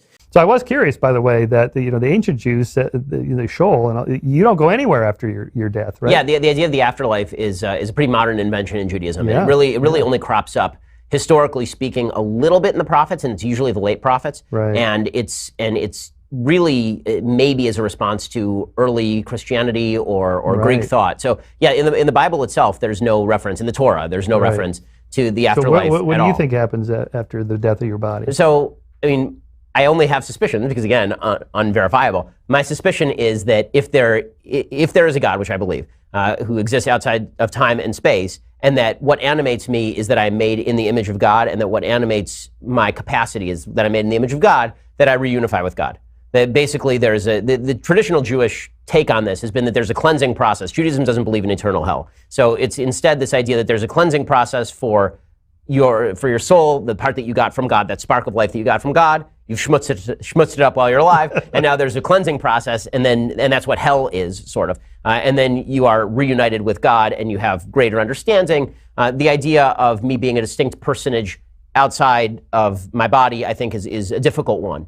That's my own personal belief. So you don't think you're physically resurrected into heaven with God? No, yeah, I think that something like a soul or an energy or consciousness or something like that. Yes, a form like an Aquinas form, right? But yes, I think those are actually two different things in Judaism as well. Like the idea of Tichiyat HaMetim, which is the idea of resurrection of the dead, that's a different idea than what happens after you die, right? Right. Tichiyat HaMetim is the idea that eventually the Messiah comes, that we'll all be resurrected back in our physical bodies at a certain point, which, you know, honestly, given the nature of how science is moving and the possibilities of cloning, is actually less crazy than it sounded probably a couple of thousand years ago. Yeah, I debunk most of the modern, the singularity's coming, we're going to upload everybody into the cloud, and this is not going to happen.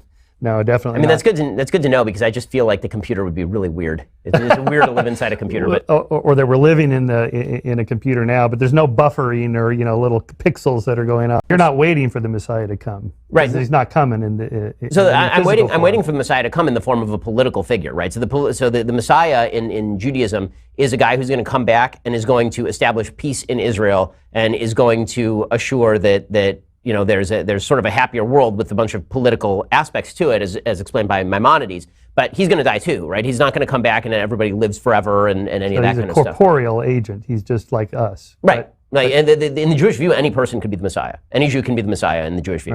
Right. So I could be it. Who knows? But it's not. But I'm not. But you're off to a good start. But these are not as much of a problem as him missing the analysis of his own people. Now, I looked up his very famous, very well-known company called Daily Wire. And Daily Wire has not just him as a speaker, but other people. He has a guy by the name of Michael Knowles, which to my knowledge is a Catholic person, which doesn't necessarily make him a bad person, just needless to say, this is one of his partners. But then there's a guy that I recognized. A person by the name of Andrew Klavan. Now, I knew this face, I just didn't know from where. But 5 seconds later, Yishtabach Shemo, I knew exactly where. Where I saw his face.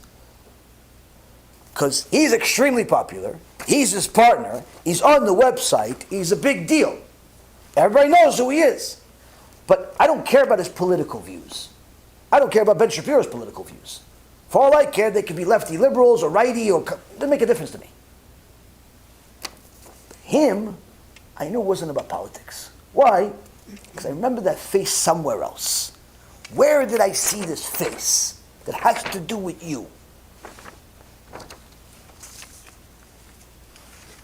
In his website, you see his face, front page. He's right there next to him with a couple of the other speakers and Ben Shapiro, all smiling, all happy, all doing their thing. Where do you see this face? You see this face in this very popular, tragic video called I Met Mashiach, done for the most dangerous missionizing organization on planet Earth that I've mentioned to you multiple times, called One for Israel. That's where I saw his face. That's where I knew him. Telling his 10 or 11-minute story of how he left Judaism and became a Christian, followers of Yoshke. I'm Andrew Klavan. I got the worst possible mark in every class in Hebrew school. And my father used to say they can't flunk you out of being Jewish, but I came very close. By the time I was bar mitzvahed, I was so completely estranged from this entire tradition. I didn't want to do it at all. It meant nothing to me. I gave in, I had to. I was forced to be bar mitzvahed and say these things that I didn't believe. I loved stories. I wanted to be a writer for as long as I can remember. As I studied literature, I realized that Jesus was at the center of all of Western literature. I should find out about this. I should find out about it. I went into my bedroom and I closed the door and I started to read the Gospel according to St. Luke. One of the funny things about the Gospel is that people have this concept of gentle Jesus, meek and mild. If you can go into the Gospel and find a place where gentle Jesus, meek and mild exists, I will pay to see it, because Jesus is a hard man. He walks into these these deadly situations. Even when they're threatening him with death, he just says what he has to say. And that to me, especially in this world of lies, that to me is so important, such a great model for any man. And you can't know God, he's just too big for the mind, unless you know him through Christ, who is a man like you. You know, my father was afraid that embracing Christ, I would be leaving Judaism behind. But weirdly, I never really felt connected to my Judaism until I found Jesus. When I found Jesus, that was the first time I started to think, oh, that's what all that stuff in the Bible meant. That's why, there were those traditions. That's why there were those passages that never meant anything to me before. I always had a connection with my cultural Judaism. I always knew I was a Jew, was happy and at peace with that. But I never understood the religious aspects of it until Jesus came into my life. It's absolutely true. Until I was baptized, I don't think I was a Jew. So that means this is not like the other guy that could potentially be a Catholic, just believed in his thing. Shapiro believes in his thing, and kumbaya. We're co-workers. There's no problem of being a co-worker of someone from a different religion. But if your co-worker / partner is a missionary, now we have a problem. Why? Because now it shows either you completely lack all knowledge whatsoever of Judaism to the extent that you should never even mention you're Jewish. Needless to say, give a shiur Torah about it on your radio show and on your YouTube page. Or you disregard the laws of the sages to such an extent that you're a missionary yourself without even realizing it.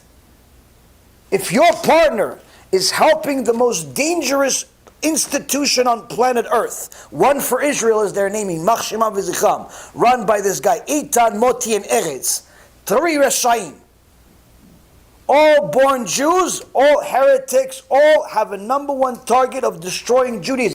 I think that we were able to find the missing key, the lost key. And it's actually pretty simple. It's Jewish and Arab Israelis explaining the gospel to other Jewish and Arab Israelis in the Hebrew and Arabic language. It's not something that comes from outside, foreign, different. It's something that we do with our own people, and we do it by bypassing the gatekeepers. We bypass the Orthodox rabbis. We no longer need their permission or approval. We go straight into their own children's phones now and computers. They're not like regular missionaries. Their number one job that puts them on a pedestal above anyone else, aside from their location being in Israel, which is not really a big deal as much anymore, is that their number one target is to destroy the Torah. So they have countless videos about rabbis. Our own Rabbi Ephraim, they have a whole video about him. Rabbi Mizrahi, they have several videos about him. Rabbi Baghdadi, several videos. Many rabbis that spoke against Christianity, they have videos, Hollywood quality videos against them, destroying them in the public's eye. Surely everything they say is nonsense, heretical, and stupidity, but for the average folks, it's not. What's their support? Why do people go to them, aside from their name being misleading, one for Israel? It's because they have guys like Klevin, Jews, that also became Christians with their own personal story and their Hollywood quality video, missionizing for them. Now if Klevin left Judaism at some point and decided to be a Christian in his own private home, sad, but is not as much of the public's business to know. But once you go public with your belief and join forces with missionaries, now it's our business. Now that we know that you're a partner with a guy that claims, that technically is, whether he likes it or not, a representative of the Jewish people in the media. Your partner was with him. Now it's a very serious problem. Now I don't know how Ben Shapiro lives with himself, with this knowledge. Maybe he knows, maybe he doesn't know. Either way, now you know. Your job is to share this information with as many people as possible, because this is now a danger to our people. Because you can't say that this is not dangerous to us. Because if his beliefs, his Christian beliefs, were kept to himself, then we say, you do you left, sorry to hear, if you ever want to come back, we'll help you out. But now that you're actually part of a missionary organization, that means that you want even Ben to convert. You want me to convert. You want everybody here to convert to Christianity. You are part of the destructive forces of Am Yisrael at the highest level. And how are you doing it? By being advocated as a partner of a Jewish leader by name Shapiro in his show. You're not keeping your beliefs to yourself. You've publicized it on a video that has over 500,000 hits. Just in one place. I don't know how many other places they have. It's probably millions of hits. How many people have become weakened in their Yiddishkeit, in their Judaism, due to his video? And he's on your same company? How? How? You see, Rabotai, they may care less about everything I just say. And many people may care less and say, oh, you're exaggerating. Fine. You could say I'm exaggerating. And everybody said that Rabbi Yisrael was exaggerating. L'avdil, for me, I'm nothing. Everybody said that Rabbi Yisrael was exaggerating. Everybody said that a lot of rabbis were, Rav Wasser was exaggerating. And Rav Chafetz Chaim was exaggerating. And guess what happened? HaShem said, no, they're not exaggerating. Holocaust.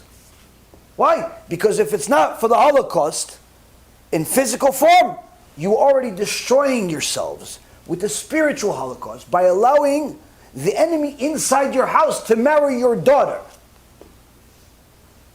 And this is the warped beliefs that are being taught today. How could this be allowed? Love of ourselves too much. When people love themselves too much, they care less about the people. So even though they're benefiting from the people, from their love of the people, he's doing good things for the Jewish people. He's showing the Jewish opinion is valid, the Jewish opinion is good, the Jewish opinion is in line with the conservative people, which is technically the Christian thoughts. Shows it's good. So you're benefiting from being a Jewish personality. But you're hurting us at the same time by giving a stage to someone that is worse than anti-Semitic. We'd actually prefer for him to be anti-Semitic. Because at least he would only be trying to kill bodies. But once you join forces with a missionary organization, and a successful one at it, unfortunately, it's dangerous to our existence. When this becomes not a big deal in your mind, that means that you're sick. Ephraim surely doesn't care about this. Why? He invited a missionary to his shul. Maybe the tshuva since then, I highly doubt it. Because he continues to invite those people. Just doesn't make as much of a big deal out of it. This, Rabotai Karim, is one of the things that happens as a result of misteachings. You're taught parts of the truth with a little bit of lie. And 99% true with 1% lie equals 100% lie. So this is a critical moment in our time for our people. Because as Rabbi Yaron Reuven said, when Chachamim said in the Gemara that it's going to be a generation of all righteous, or a generation of all wicked, his chidush is that everyone is going to know who's the righteous one and who's the wicked one out in the open in the end. It's not going to be a figment of our imagination anymore. It's not going to be speculation anymore. Oh, he looks righteous. Oh, he sounds righteous. None of that. In the end, by the time Mashiach comes, everyone's going to know. He, righteous. He, Rasha. Yeah, but they both have a kippah. They both have a beard. And they both say Hashem's name. Yes, but he says Hashem is king. He said Hashem needs us. You understand? So, he is a Rasha, because he says Hashem needs us, and Hashem in essence is a slave. And he is a tzaddik, because he says Hashem is the king. So they both look alike, but he is righteous, he is wicked. And in the end, Rabbeinu Lopian says, everyone's going to know. we're going to know whether Shapiro and Ephraim and Manis and Dror and all of those people, we're going to know whether they're righteous or not in the end. Don't bet the farm on what they are right now. Because what they're doing for sure is wicked.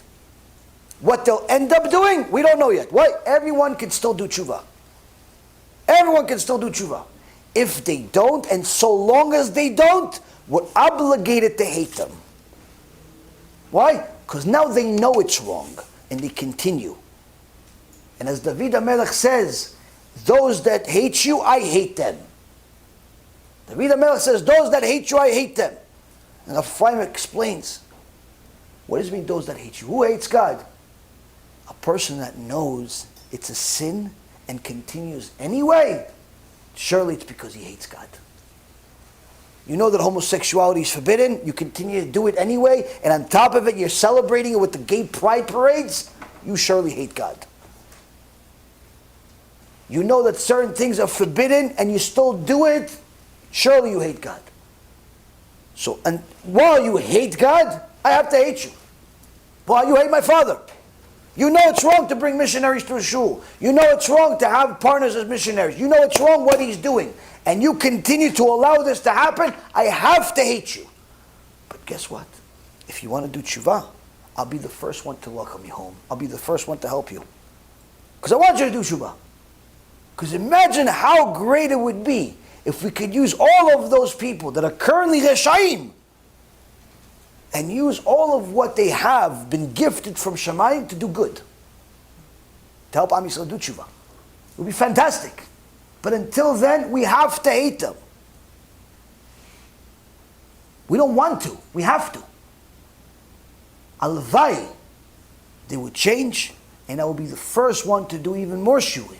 Telling you, look, this guy did tshuva, that guy did tshuva, go to his channel, go to his shul, go to his show, go to this, go to that. Alvai, I wish. There's no benefit in having enemies when they're not really against you. It's only a benefit if it's for self-preservation. Right now, Rabotai, these people that we mention in our shurim are simply destroying Am Yisrael. One at a time, some physically, some spiritually, some both. It's important that we know who's right and who's wrong, who's righteous, who's wicked. It's very important. Why? Because that's part of the Jewish ideology. You need to know who your friends are. BeEzrat Hashem, this gives us a little bit more clarity of how we could avoid the danger that's in front of us, because we live in a generation that's just like what was said at the end of Parashat Bereshit, where it was a generation that all day in their hearts they had thoughts of evil. All day, thoughts of evil. We live in such a generation. All day people think evil things. All day they do bad things. So we have to pick the few good fruits here and there and try to preserve them as much as possible. If we can make some of the bad ones into good ones, even better. But needless to say, we ourselves have to fix ourselves. And I think it's important for us to know that sometimes it looks good from the outside, but inside it's rotten. These are the ones that we try to bring to your attention because many people didn't know this stuff. Many people didn't know all the things that we said today and many of the other things we said in the past. BeEzrat Hashem, this will bring some more light to the people that are looking for the light, and hopefully encourage many more to do tshuva, get closer to Hashem, including those people that we mentioned themselves. Baruch Adonai Le'olam, Amen v'Amen. B'Shem Hashem Na'aseh v'Natzliach, we're very excited to offer you the new BeEzrat Hashem app 3.0. It's a newer, faster app, full of Torah, lots of Kedusha by the shiurim that we do, myself, Rav Ephraim, Rav Chaim, where you'll have also newer features where you're able to use the app while you're using other applications on your phone. You'll be able to share the lectures directly from the app. You'll be able to donate online and support our KIRUV and our Torah work that we're doing. And the most exciting feature is that you'll be able to actually ask questions directly on the app and get answers from the rabbis directly from the app. This is something unprecedented, and Baruch Hashem will be able to offer it. Thank you again for all of your support. Check it out. Make sure you have the kosher Torah that will re-energize your neshama each and every single day. Kol tu b'chava tzlacha.